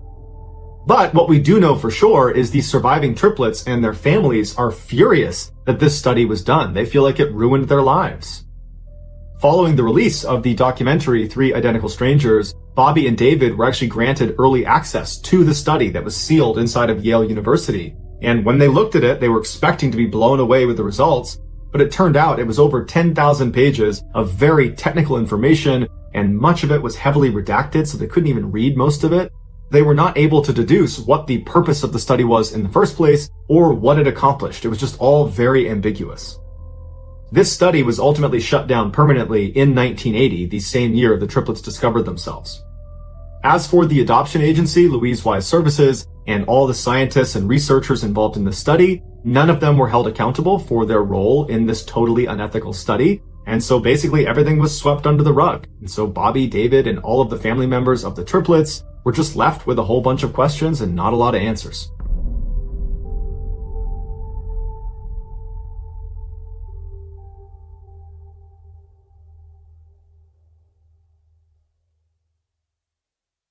A quick note about our stories. They are all based on true events, but we sometimes use pseudonyms to protect the people involved, and some details are fictionalized for dramatic purposes. Thank you for listening to the MrBallen Podcast. If you enjoyed today's stories and you're looking for more bone-chilling content, be sure to check out all of our studio's podcasts. This podcast, the MrBallen Podcast, and also MrBallen's Medical Mysteries, Bedtime Stories, Wartime Stories, Run Fool, and Redacted.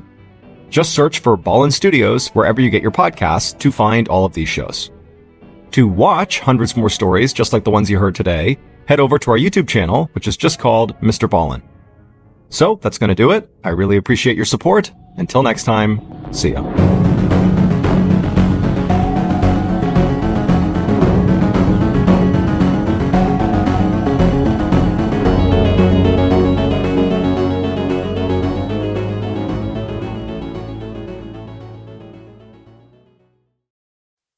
Sometimes the truth is stranger than fiction, and today's podcast features 3 stories that demonstrate that. The audio from all 3 of these stories has been pulled from our main YouTube channel and has been remastered for today's episode. The links to the original YouTube videos are in the description. The first story you'll hear is called The Way, and it's about the creepy backstory to a very famous 90s song. The second story you'll hear is called High Stakes. What seems like a harmless dare turns out to have disastrous consequences. And the third and final story you'll hear is called Baltic Fleet, and it's about one of the biggest naval blunders of all time. But before we get into today's stories, if you're a fan of the strange, dark, and mysterious delivered in story format, then you've come to the right podcast because that's all we do, and we upload twice a week, once on Monday and once on Thursday. So if that's of interest to you, please invite the follow button out for a very casual night out together, and when you're about halfway through dinner, begin aggressively hard selling them your multi-level marketing scheme. Okay, let's get into our first story called The Way.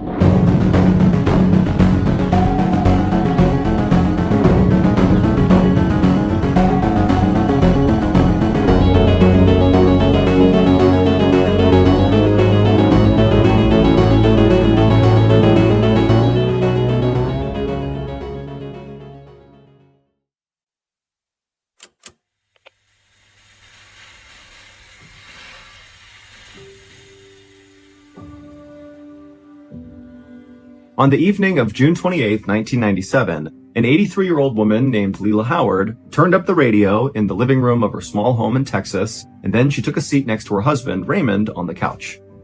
This was a song that both of them loved, and in the past, Leela knew her husband would have swooped her up and begun dancing with her right away. But Raymond was now 88 years old, he was also recovering from brain surgery, and they both were planning to go to bed in the next few minutes because they had a big day the next day.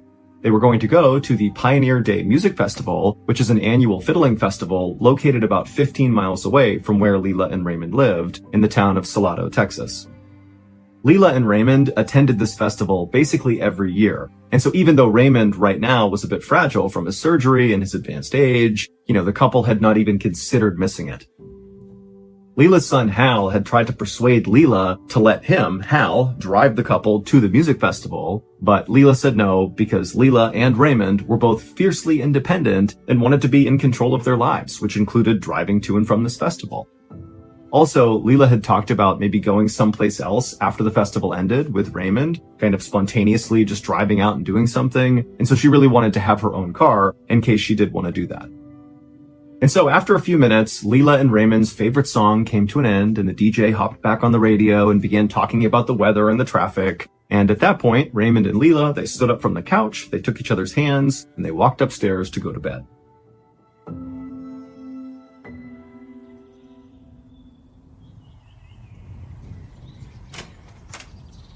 The next morning, so June 29th, Leela and Raymond walked out the front door of their house, and they walked down to their driveway where their Oldsmobile car was parked.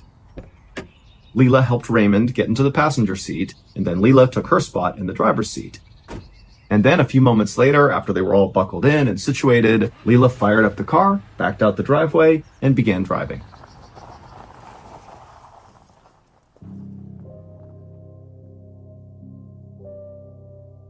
That evening, Leela's son, Hal, decided to swing by Leela and Raymond's house to check in on them and see how the festival went. And so at about 5 p.m., Hal got to their house, and right away when he pulled up, he noticed that Leela and Raymond's car, the Oldsmobile, was not in the driveway.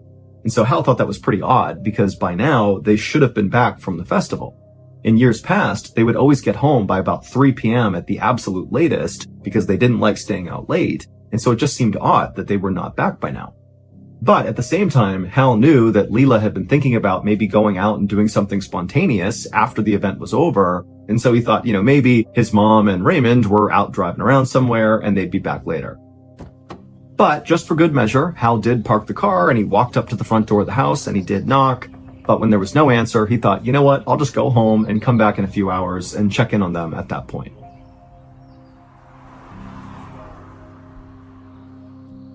And so, a few hours later, at 8 p.m., Hal drove back to Leela and Raymond's house, and when he got there, he saw their car was still not back yet. And so now Hal's starting to feel pretty worried, and so he parked the car, he walked up to the front door, he did knock, there was no answer, and so he pulled out his set of keys, he opened up the door, and he walked inside. Now, as soon as he was in the house, nothing looked out of place. It actually looked very organized and clean like it normally was. But as he walked around looking for some sign of where Leela and Raymond were, all he could find was on one of the beds there were all these neat stacks of clothes that were laid out as if somebody was getting ready to pack but didn't finish packing. And so it just seemed like something's off here, something's not right. This doesn't seem like they just went out and did something spontaneous. Something must have happened at the festival. That's why they're not back yet. And so kind of in a panic, Hal ran outside and he called the police. And after reporting Leela and Raymond missing, he actually began calling news stations and telling them, can you please put out my mom and Raymond's picture because they're older and they're missing. I need your help. And in fact, that night, those TV stations did begin putting out all these reports about how Leela and Raymond were missing and for people to be on the lookout for them and their car. At the same time, the police immediately launched an investigation, and they quickly discovered that Leela and Raymond had never even made it to the music festival. They never got there. And then when the police drove the route that Leela would have taken to get to the music festival, they didn't find any car accidents or anything unusual on the route that would indicate that they got into some trouble or something. They checked their phone records, and Leela and Raymond had called nobody. There was no action on their credit cards, and so they hadn't bought anything. And the police would send out all these missing person reports to police officers all over the state of Texas, and nobody reported seeing anything or hearing anything. That is, until 3 days later on July 2nd.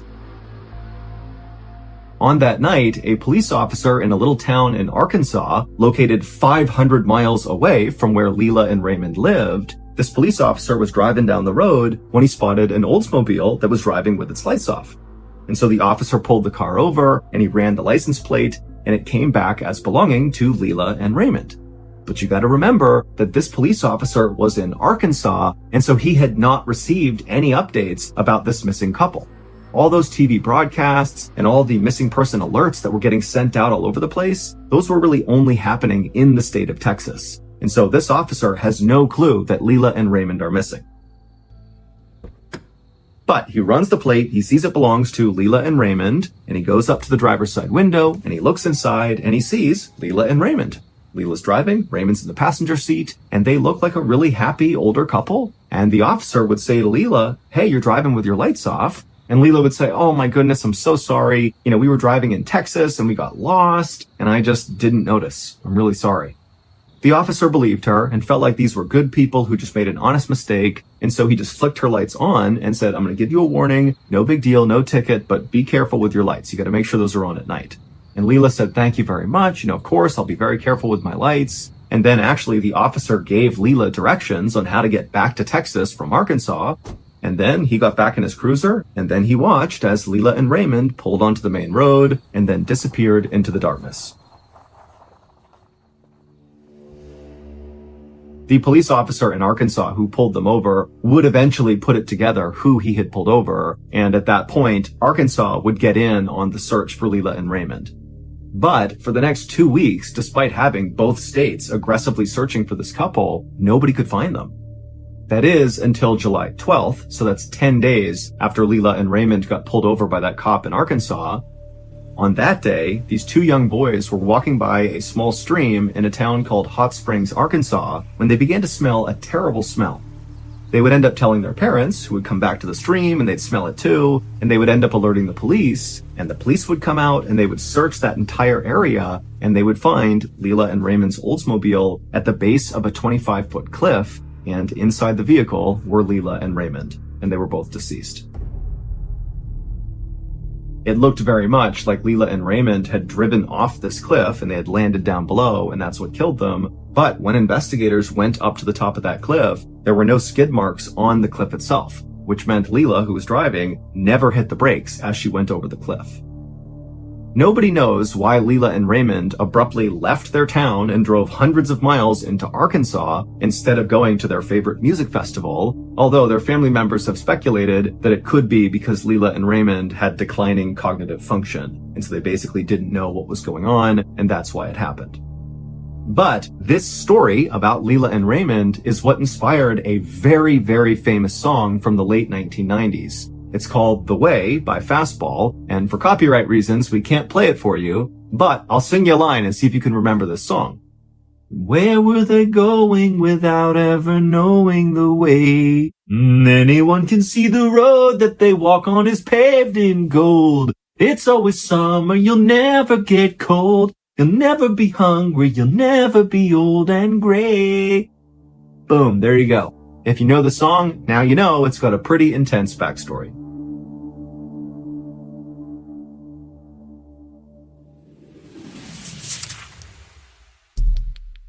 Our next story is called High Stakes.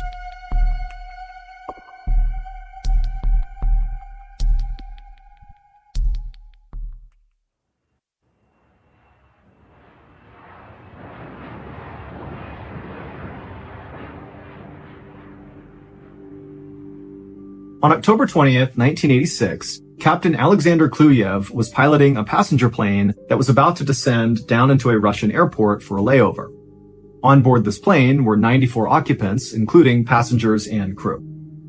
And as the captain began going over in his mind the different steps he would need to follow to land this plane, he practically sighed with boredom. He had always thought life as a pilot would be exciting and interesting, but all he ever did were these short commercial flights around Russia, and they lacked any sort of thrill. In fact, the captain had flown this particular route so many times, he could practically do it in his sleep. And so as the captain was about to begin yet another boring descent to end yet another boring flight, he was suddenly struck with a very unexpected idea. And as he thought about it, he stopped what he was doing, and he just turned to his co-pilot, whose name was Gennady Zernov, and he said, "Hey, Gennady, can I ask you something?"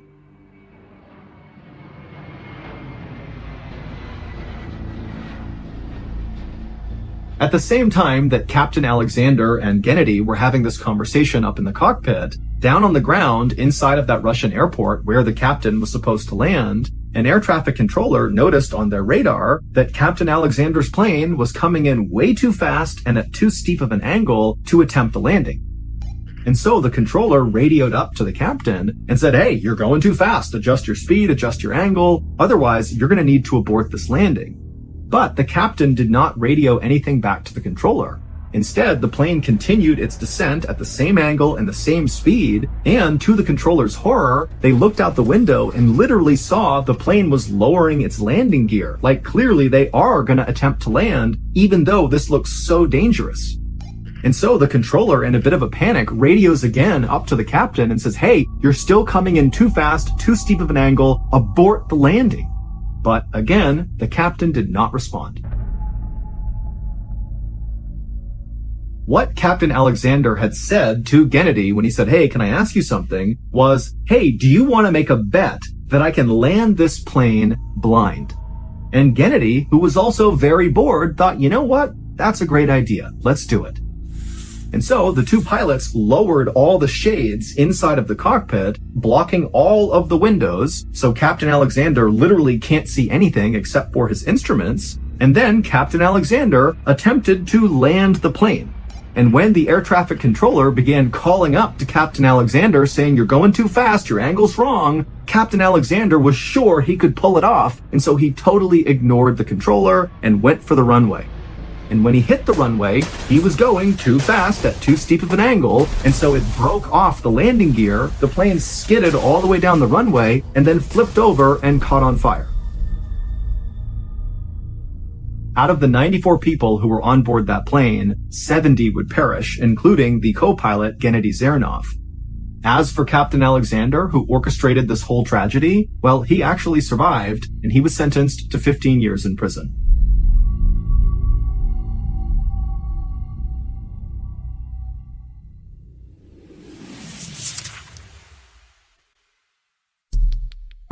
The next and final story of today's episode is called Baltic Fleet.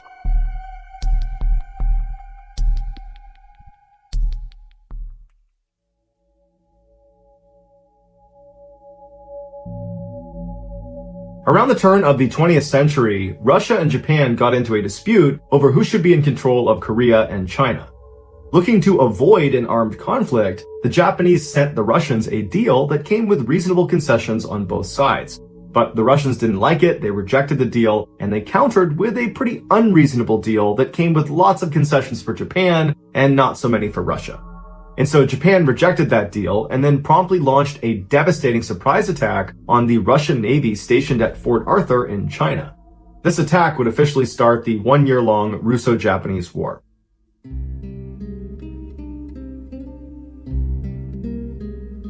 The Russians knew they would need to send a replacement naval fleet up to Fort Arthur to reclaim it from the Japanese, but unfortunately, the attack at Fort Arthur had totally wiped out all of Russia's best sailors and all their best ships, putting Russia at a major disadvantage to start this war. And so as Russians are wondering what they're going to do next, the Russian Emperor, Tsar Nicholas II, authorizes an unbelievable mission. He orders the Russian Baltic Fleet to set sail from their harbor in northern Europe and sail 18,000 miles around the world to Japan, where they will defeat the Japanese and then reclaim Fort Arthur.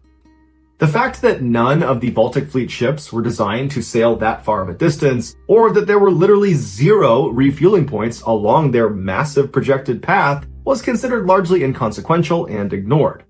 What was also considered inconsequential was how absurdly unqualified the Baltic crew was.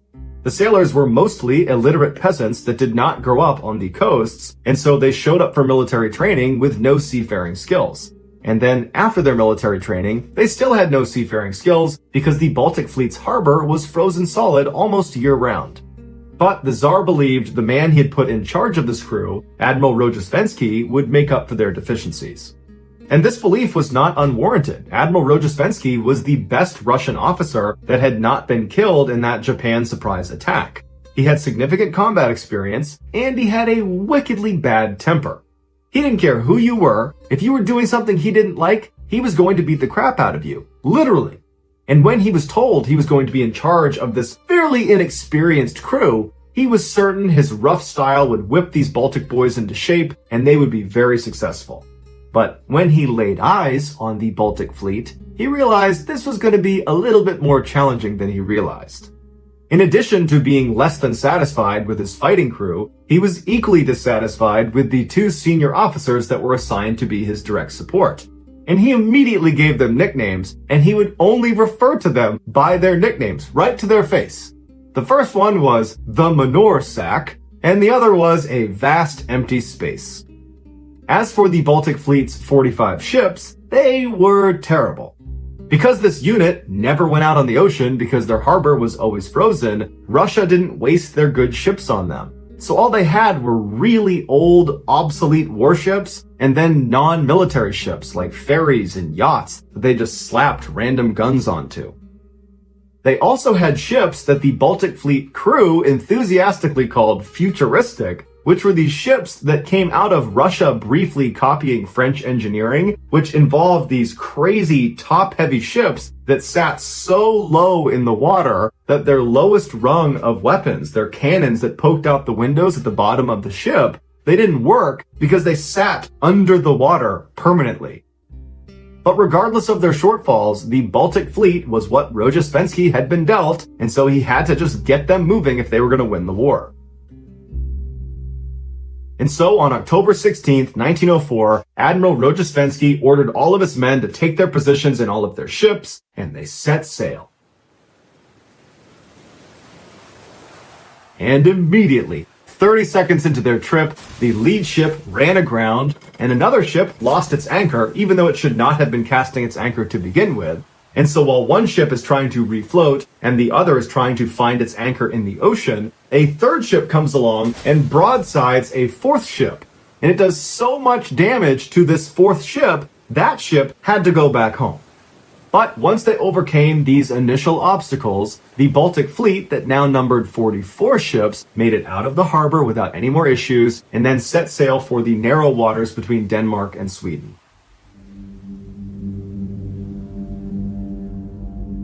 As they drew closer, Manursak informed Rozhestvensky that there might be an issue, that he had heard rumblings amongst the crew that they believed Japanese torpedo boats were stationed off the coast of Denmark waiting for them to get there. Rozhestvensky told Manursak that that was impossible. The Japanese torpedo boats did not have the capabilities to sail 18,000 miles to Denmark, and even if they did have the ability to do that, they could not have gotten there in such a short period of time. But Manursak told Rozhestvensky that unfortunately, even though logically that makes sense, this rumor had spread all across the crew. And so Rozhestvensky began sending out messages to all the other ships, telling them there are no Japanese torpedo boats waiting for us off the coast of Denmark. Everybody just needs to calm down. And these messages did appear to work at first, because eventually another rumor began to circulate, one that Rozhestvensky was not really aware of as it was happening, and that was that the crew began to believe there was a huge minefield underneath them. Everywhere they went, there was a minefield.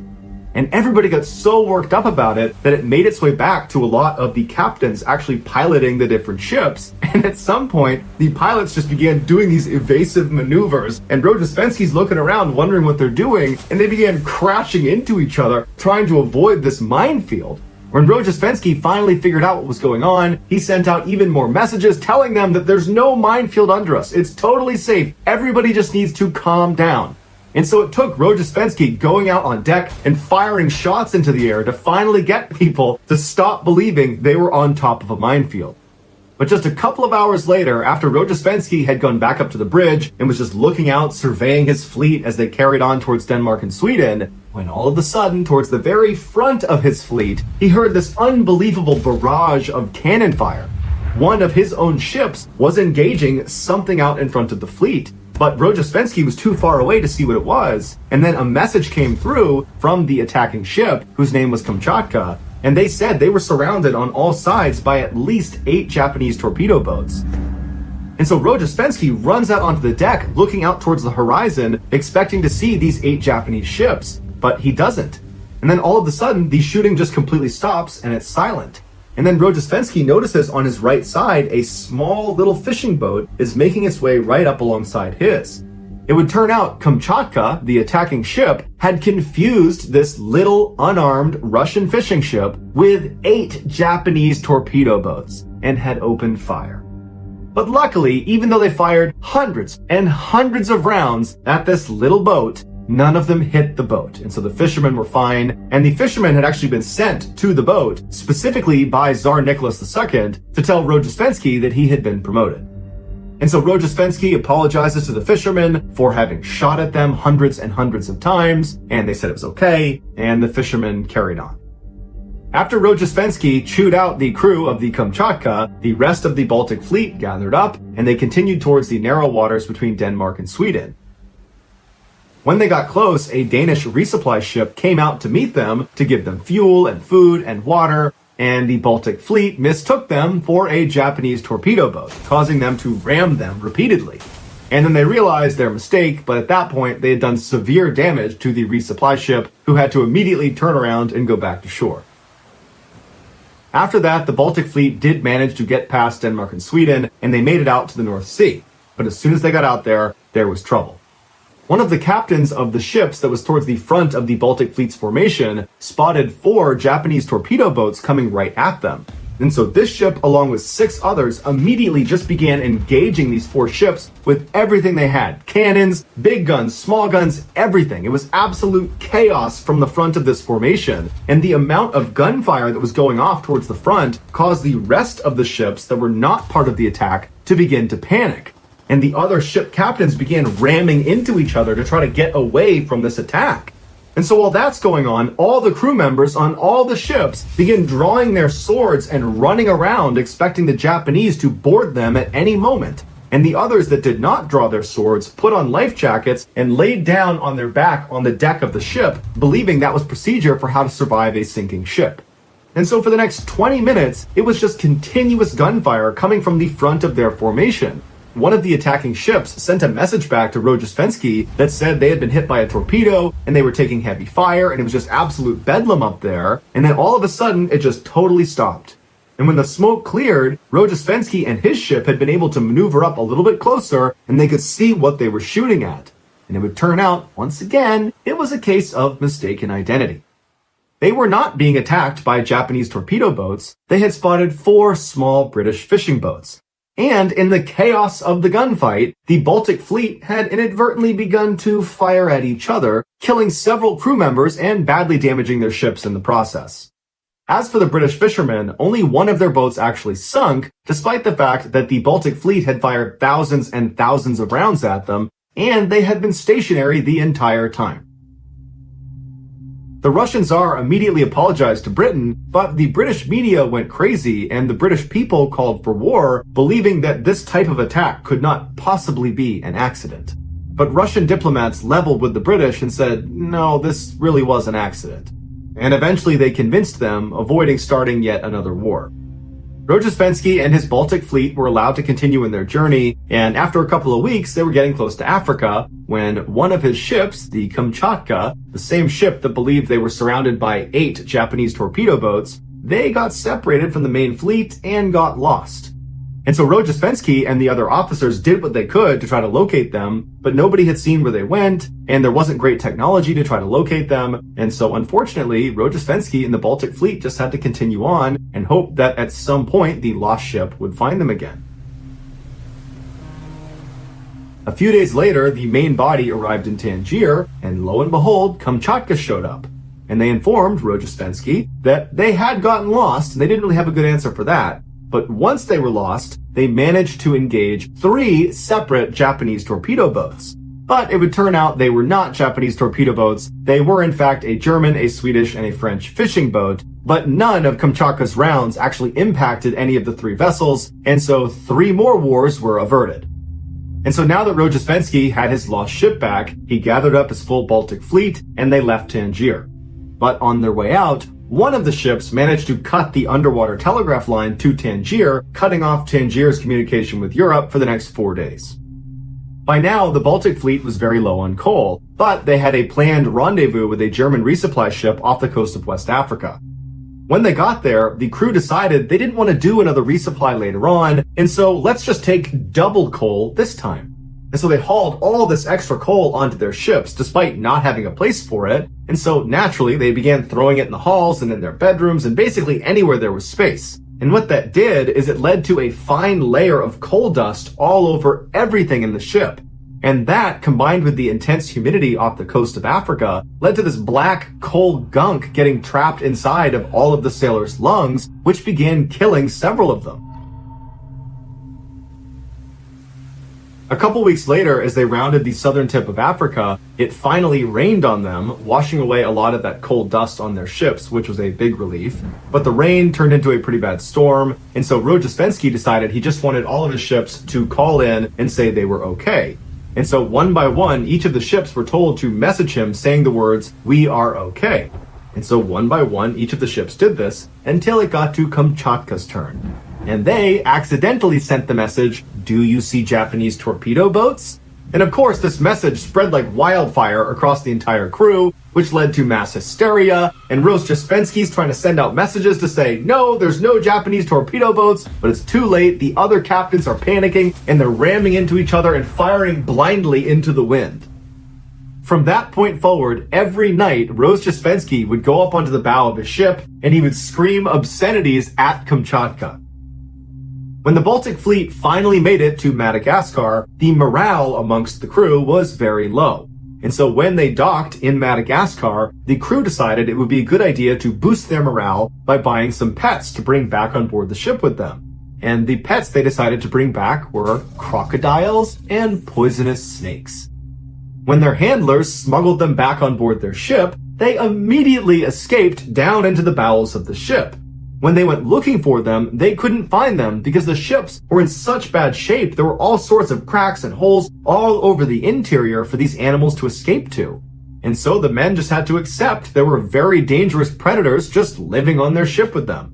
And so most men were unable to sleep at night in fear of being attacked by these animals, which led a number of them to go for real insane.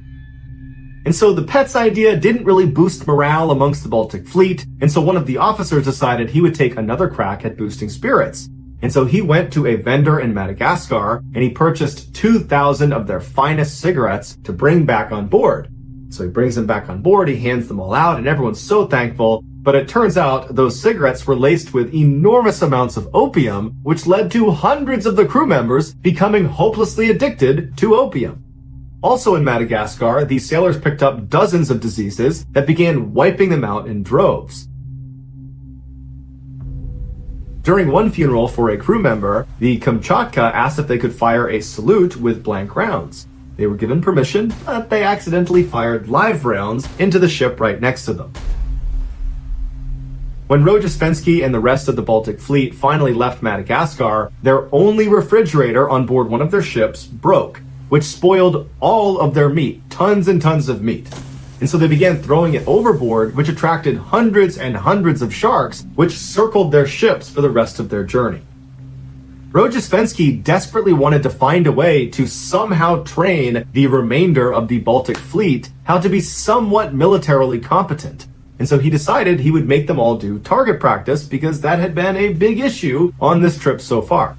And so he had one ship attach a long line that was connected to a target in the water, and that ship would pull the target along, and the other ships would take shots at the target.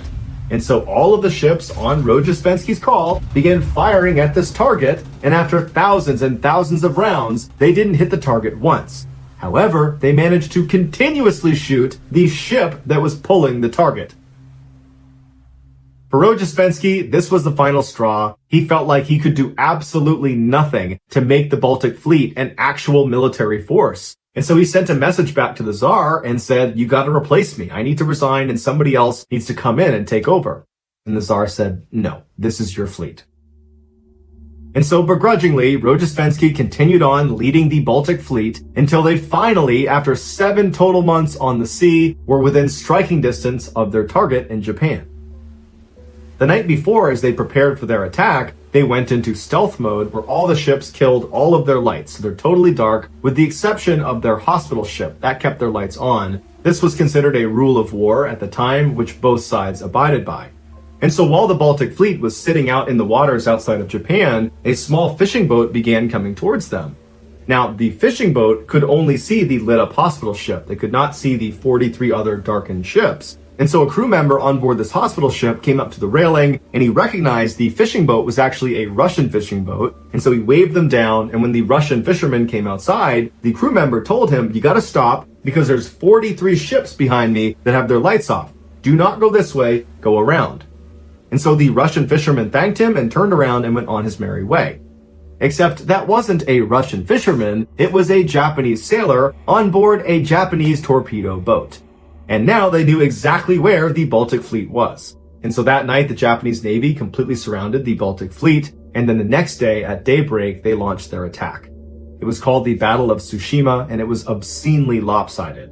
The Japanese Navy completely wiped out the Baltic Fleet, killing 4,000 of their crew members and capturing 7,300 others, which included Rojesvenski, who had been badly wounded in the battle, but he would survive.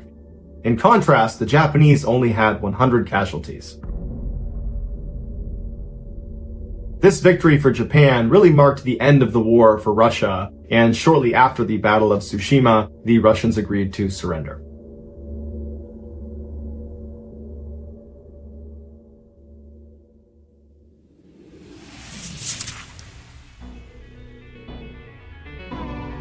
Thank you for listening to the MrBallen Podcast. If you enjoyed today's stories and you're looking for more bone-chilling content, be sure to check out all of our studio's podcasts, not just this one, but also MrBallen's Medical Mysteries, Bedtime Stories, Wartime Stories, and Runful. Just search for Ballen Studios on any podcast platform, and you'll find all of them. If you want to watch hundreds more strange, dark, and mysterious stories, just head over to our YouTube channel, which is just called MrBallen. So that's going to do it. I really appreciate your support. Until next time, see ya.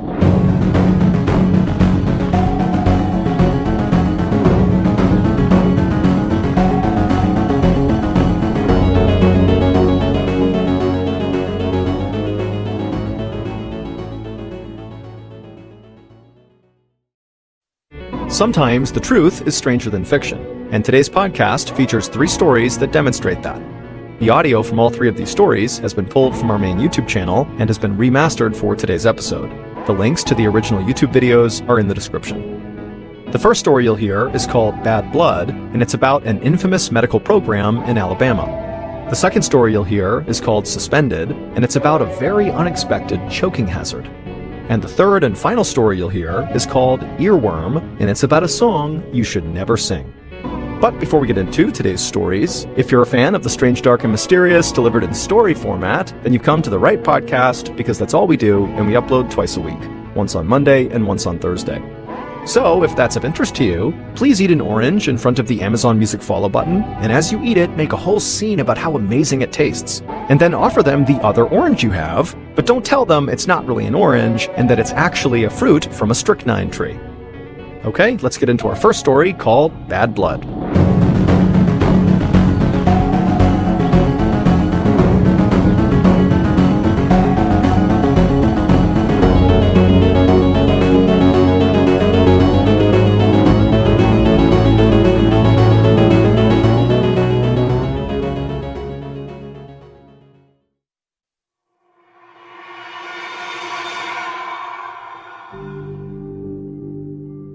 In 1932, Charlie Pollard was a 26-year-old farmer living in Macon County, Alabama, where 82% of the population at the time was African American, and they were all forced to live under the rules of a strictly segregated society.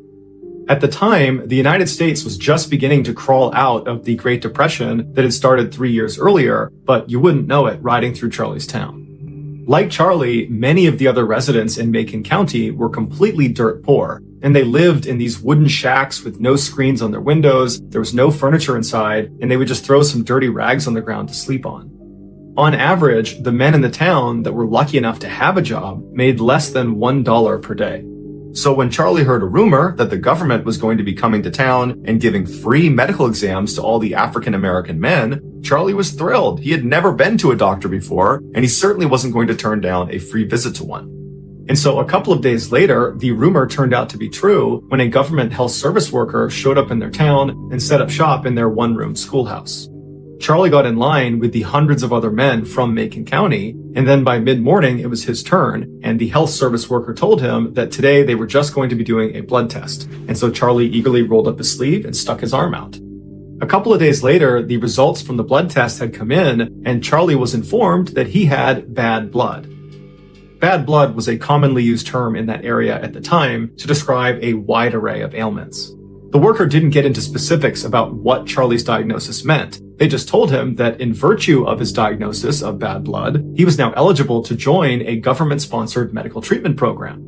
If he agreed to be a part of it, he would not only receive medical care for his bad blood, he would also receive free rides to and from the health clinic, he would get a free hot meal on examination days, and in the event he died during the program, his family would be given $50 if they allowed the doctors to perform a thorough autopsy on his body before they buried him. Despite not really understanding what it meant to have bad blood, Charlie decided to join the program, mostly because of those free meals and because he had a deep trust and respect of the government. And Charlie wasn't alone. About 400 other African American men from Macon County agreed to be a part of the program as well. At first, the program was everything they promised it would be. It was just a couple of low-key medical examinations with a nice hot meal, and then occasionally they would take some pills and have another blood draw. But eventually they started being given regular, excruciatingly painful spinal taps that would leave them bedridden for weeks afterwards. But despite this painful and surprising turn of events that none of the men saw coming, they were not aware they would be getting spinal taps as part of this program. Charlie and the other men were convinced this program was still in their best interest and that they could trust the government to eventually cure them of their bad blood. And so Charlie and the other men didn't resist the spinal taps or other follow-on painful and bizarre medical procedures that they were being told was good for them and would help them get rid of this bad blood. Less than a year later, men in this program began getting sick. They started developing rashes and sores all over their body. Their bones and joints would ache. They began losing hair. They had indigestion. They had headaches. They had constant fevers. And for some of the men, these symptoms would eventually subside. But for others, they got dramatically worse. For those men, they would develop tumors and their bones would start to disintegrate. They would go blind or deaf or become paralyzed, or they would simply die. But despite the obvious ineffectiveness of this treatment program, it persisted. When America entered World War II in 1941, Charlie and many of the other men in this program wanted to enlist in the military and go join the fight. But when they went to enlist, they were told that as members of this special medical program, they could only receive treatment from the doctors in that program. And so they could not receive treatment from military doctors and therefore were disqualified from military service. While frustrated by this rule, Charlie and many of the other men still considered themselves to be very fortunate to be allowed to be a part of this program that was curing them of their bad blood. And Charlie specifically felt like he was one of the luckiest men inside of this program because his bad blood had not led to these terrible symptoms that his friends were experiencing. And so over the years, in between his medical appointments, Charlie got married, he had a child, he even managed to buy a little plot of land that he farmed on nearly year-round. Then, in 1973, so over 40 years after they began this medical program, Charlie and the other survivors of this program had their lives completely turned upside down. That year, a very junior assistant within the public health service secretly mailed off all of the records of this Macon County medical program to the Associated Press. And then a couple of days later, the Washington Star newspaper ran this huge story on their front page that said syphilis victims in United States study went untreated for 40 years. It would turn out Charlie and the other 400 men in this medical program, they didn't have bad blood. That was just kind of a made-up term to get them not to ask any questions. What they had was syphilis, a deadly disease that ravages the human body in 3 stages that can unfold over a lifetime. And so these doctors that treated Charlie were not actually treating him. They knew he had syphilis. That was why he was even part of the program to begin with. When they tested his blood, they were trying to see who had syphilis in Macon County, and then they took those people and they entered them into this phony program, not to make them better, because this was not a treatment program. It was a U.S. government-backed medical study of what happens to African American men with syphilis if their condition goes completely untreated for their entire lives. The leaders of the study did not care what happened to these men. And that point was made crystal clear when in the 1940s, a cure for syphilis was discovered, penicillin. But instead of giving it to these men and saving their lives, they intentionally hid the cure from them and prevented them from getting it. This is why these men were not allowed to enlist in the military or seek outside medical care, because those doctors would discover these men had syphilis and they would just give them penicillin, curing them, but that screwed up the study, and so they couldn't have that. The Public Health Service chose Macon County, Alabama, because at the time, 35% of the population was already infected with syphilis. And because they knew the men in this town would be largely uneducated and poor and desperate, and therefore easy to trick into joining this highly unethical study. At least 28 men in the study died as a result of their syphilis infections, and countless others suffered from long-term side effects. Charlie was 66 years old when he heard the news. Finally, he had an answer. Bad blood meant he had syphilis, but fortunately his syphilis had either burned out or gone dormant. But he thought about all the other men in the study that had not been as lucky, and Charlie felt so betrayed by the government. He and the rest of the men had no idea they were getting taken advantage of. Charlie got in touch with a lawyer who eventually sued the federal government, and in an out-of-court settlement, Charlie and the other 73 survivors of the so-called Tuskegee experiment were given $38,000 each as compensation. After the settlement, Charlie just went back to his simple life in Macon County, and then 27 years later, on April 29th, 2000, Charlie passed away at the age of 94.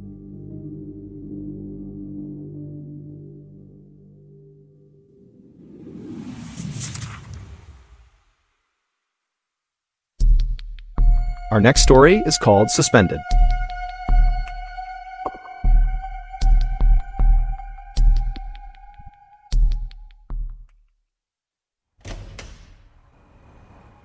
On the evening of March 15th, 2018, a 55-year-old man named Jian stumbled out of this fine dining restaurant in downtown Singapore and promptly threw up on the sidewalk. Pedestrians jumped back to get out of the way, and a woman in high heels and a beautiful fancy dress mumbled something insulting about how drunk Jian must be. But Jian was not drunk. He was totally sober, and now he was absolutely mortified.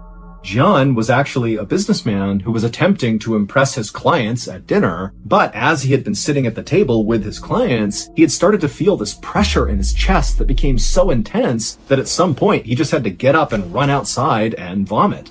And so after Jian had stood up and wiped his mouth, he thought, now that he had been sick and thrown up, that he would feel better. But as he was standing there, he noticed the pressure in his chest had not been relieved at all.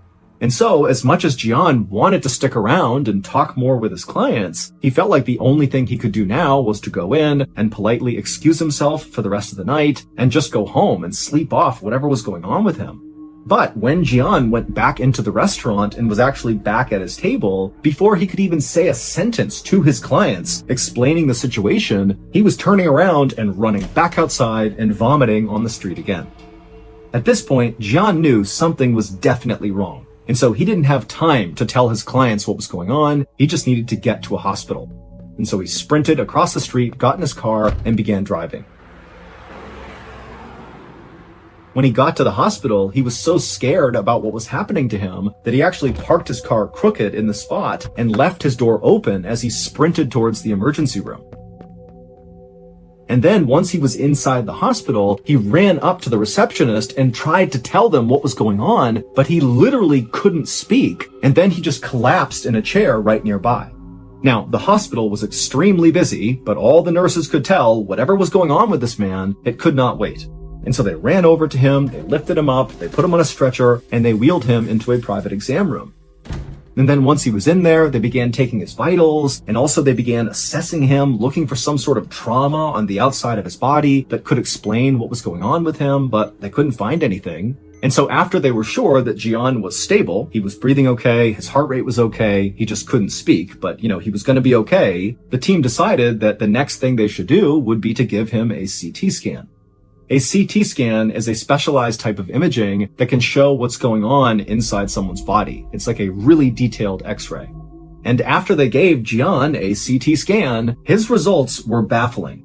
There was this solid, fairly large, white object that was lodged at the base of Jian's esophagus. Your esophagus sits below your throat and above your stomach. It's basically the tube that food goes through to get to your stomach. But whatever was stuck inside of Jian's esophagus was not something that looked like food. It actually kind of looked like a human hand. Now, the doctors had no idea what this thing was, and you gotta remember that they really don't have much information here. All they know is this middle-aged guy who's dressed really well has come running into the hospital, he can't speak, and he's collapsed. And here we are. He has this obstruction in his esophagus. And so even though the doctors really had no idea what they were dealing with, what they knew is they had to get this foreign object out of Jian. So they wheeled Jian into the operating room for emergency surgery, and then at some point a doctor came in with this long skinny tube that had a camera at the top of it. Their first step for this operation was putting this camera down into Jian to see what this thing was that was stuck inside of his esophagus. And so after Jian was prepped for surgery, the doctor with this camera began snaking it down Jian's throat until finally the camera could actually see this white object in his esophagus. And when the camera revealed what this thing was, the entire medical team in the operating room just gasped. They could not believe what they were looking at. To understand what they were looking at, we have to go back several hours. That night, Jian had decided he really wanted to impress his wealthy clients. And so he had decided to take them to this very special restaurant that none of them had been to, and he wanted them to try a very special and very rare dish that this restaurant sold. It was called sanakji. Sanakji is a Korean delicacy that is very popular in certain circles, but it's also very dangerous. Every year in South Korea, at least 6 people die from eating sanakji. Because sanakji is just a living octopus. You literally eat the octopus as it's moving around, and the risk of it getting stuck in your throat is pretty high. And so as Jian is trying to eat this living octopus, the octopus decided it didn't want to be eaten, and so it flailed its tentacles around, and finally its suckers lodged onto his esophagus, and that's where it stopped. Now, we don't know how long this octopus remained alive inside of Jian's esophagus, but we know it was alive at least for a little bit because after Jian managed to swallow it down, it kept wriggling around and grabbing and trying to escape, and that's what created that intense pressure in Jian's chest and kept causing him to go vomit. And so when the doctors put that camera down Jian's throat, they saw a whole octopus. The octopus was removed from Jian's esophagus, and 2 days later, Jian was discharged, fully recovered. It's unclear if Jian ever tried sanakji again.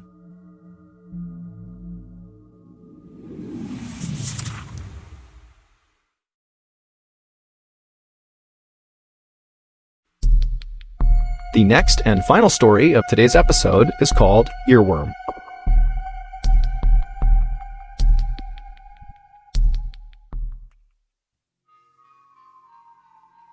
On the night of May 29th, 2007, a 29-year-old man named Romy Baligula sang to himself as he and a big group of his friends wandered into a karaoke bar in the city of San Mateo in the Philippines.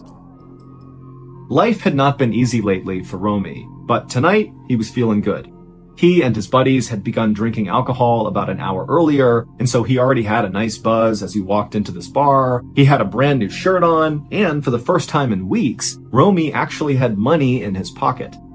Romy had lost his job a couple of months earlier, and since then, he had not been able to find new employment. And so this city he was living in, San Mateo, even though it was one of the wealthiest places in all of the Philippines, it was also known as a place that had lots of poverty and really no safety net for people that fall on hard times. And so if you lose your job, like Romy had, you could find yourself out on the streets really quickly, looking for scrap metal to sell, and dumpster diving just to find your next meal. And that's exactly what Romy had been doing for the better part of the last 2 months. He had been living out on the streets. But just a day earlier, he had discovered this stash of very valuable scrap metal, and he had sold it that day for a nice profit. And with that money, he had bought a nice big dinner, a brand new shirt, and tonight he had bought a night out. And the best kind of night out for Romy was going to a karaoke bar. Because Romy loved to sing, and his friends did too, but Romy sang basically all the time. Whether he was full-time employed, making lots of money, enjoying life, or if he was in a dumpster looking for food to eat, Romy would be singing. Now, Romy was not the best singer, certainly not compared to some of his friends who were excellent singers, but he felt like the more he sang, the better he got. And he was kind of proud that he felt like he was progressing and becoming a better and better singer.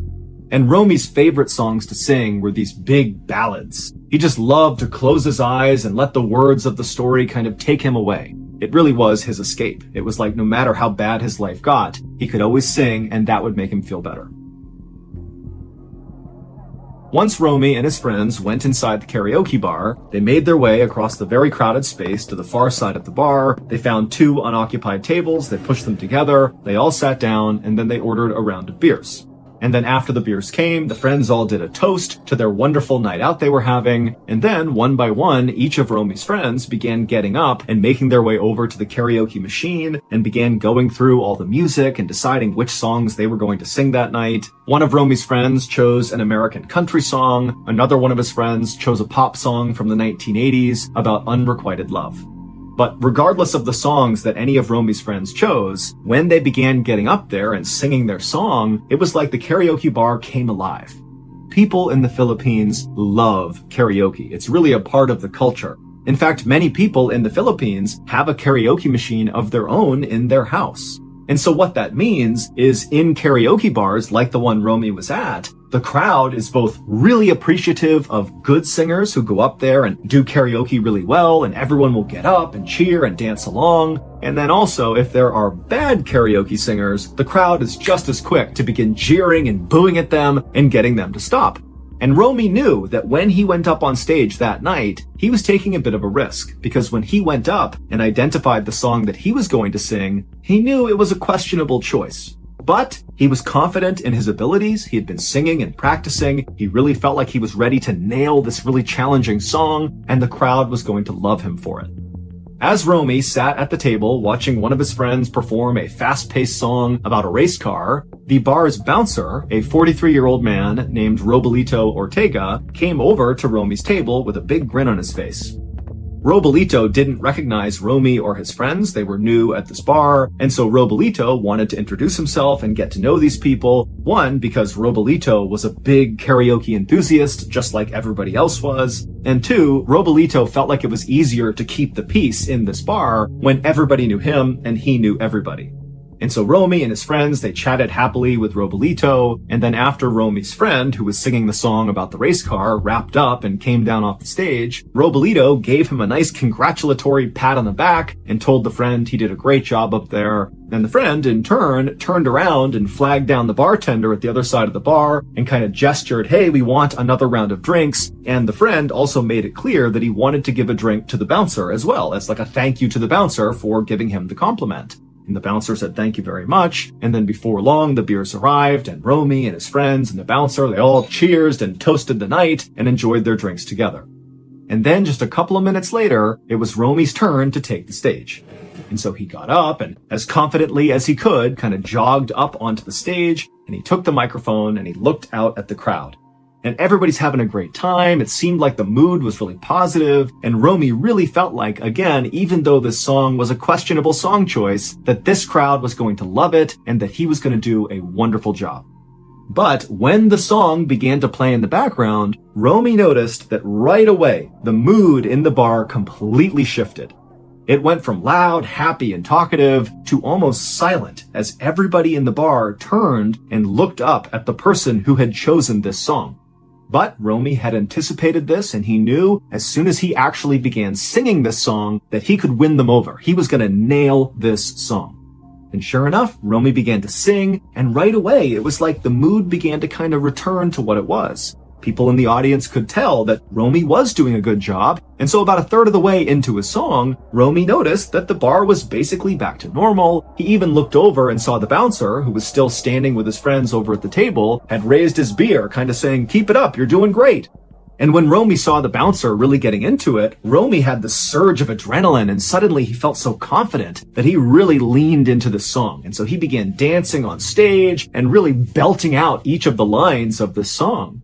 But at some point in the song, there's this moment where the singer really needs to hit a high note, and when Romy very confidently attempted to hit this high note, his voice cracked, and it was a really loud, obvious cracking of his voice, and it kind of threw Romy off rhythm, and he couldn't really get back on rhythm, and so right away, the audience reacted by going quiet again, and looking angrily up at Romy like, we knew you were going to screw this up, this was a bad choice, and Romy actually looked over and saw the bouncer. And now the bouncer had his beard down and he's glaring angrily at Romy like, what are you doing? But Romy, even though he was kind of faltering here, he did his best to kind of regain his composure because he knew he had practiced this song so many times. He knew he could do it and he tried so hard to get back on track, but he just couldn't do it. And it was around this point that he looked back at Robolito, the bouncer. And all he would have seen is Robolito angrily belting out the words of this song, almost like he was trying to override how badly Romy was singing it. And then at some point, as Romy is staring at Robolito, Robolito, while singing this song, pulls out a gun, aims it at Romy, and fires. In the Philippines, there is one song that everybody knows you do not sing. In fact, this song is often banned in most karaoke bars, and then even when it's not banned, nobody sings it. And the reason this song is so forbidden is because since 1998, people have begun being murdered for singing it. Reasons unknown, but it just keeps on happening. Since 1998, 12 people have been murdered either while they were singing this song for karaoke or immediately after it. The forbidden song is called My Way by Frank Sinatra, and that was the song that Romy chose. Now, no one really understands why this song somehow elicits all this violence in people in karaoke bars in the Philippines, but it does. Some have said that the message of the song, which is about a man being a man and doing it his way, kind of brings out a lot of masculine energy amongst people that are listening to it, and it can apparently prompt people to just suddenly start acting violent. But that's just a theory. No one really understands why this song just keeps leading to murders. But on May 29th, 2007, when Romy sang this song, Robolito the bouncer, who liked Romy and liked his friends and was having a nice drink with them, he just couldn't handle it when the song was getting butchered, and he hated the song to begin with, and in fact, ironically, Robolito had been hired by that karaoke bar specifically to keep the peace if the song were to come on, but as he listened to this song, something happened inside of him, and he pulled his gun and shot and killed Romy.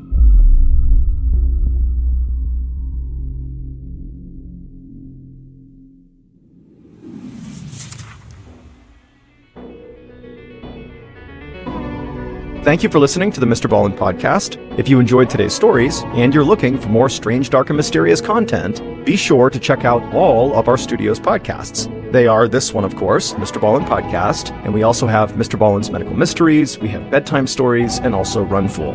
To find those other podcasts, all you have to do is search for Ballen Studios wherever you listen to your podcasts. To watch hundreds more stories just like the ones you heard today, head over to our YouTube channel, which is just called MrBallen. So that's going to do it. I really appreciate your support. Until next time, see ya.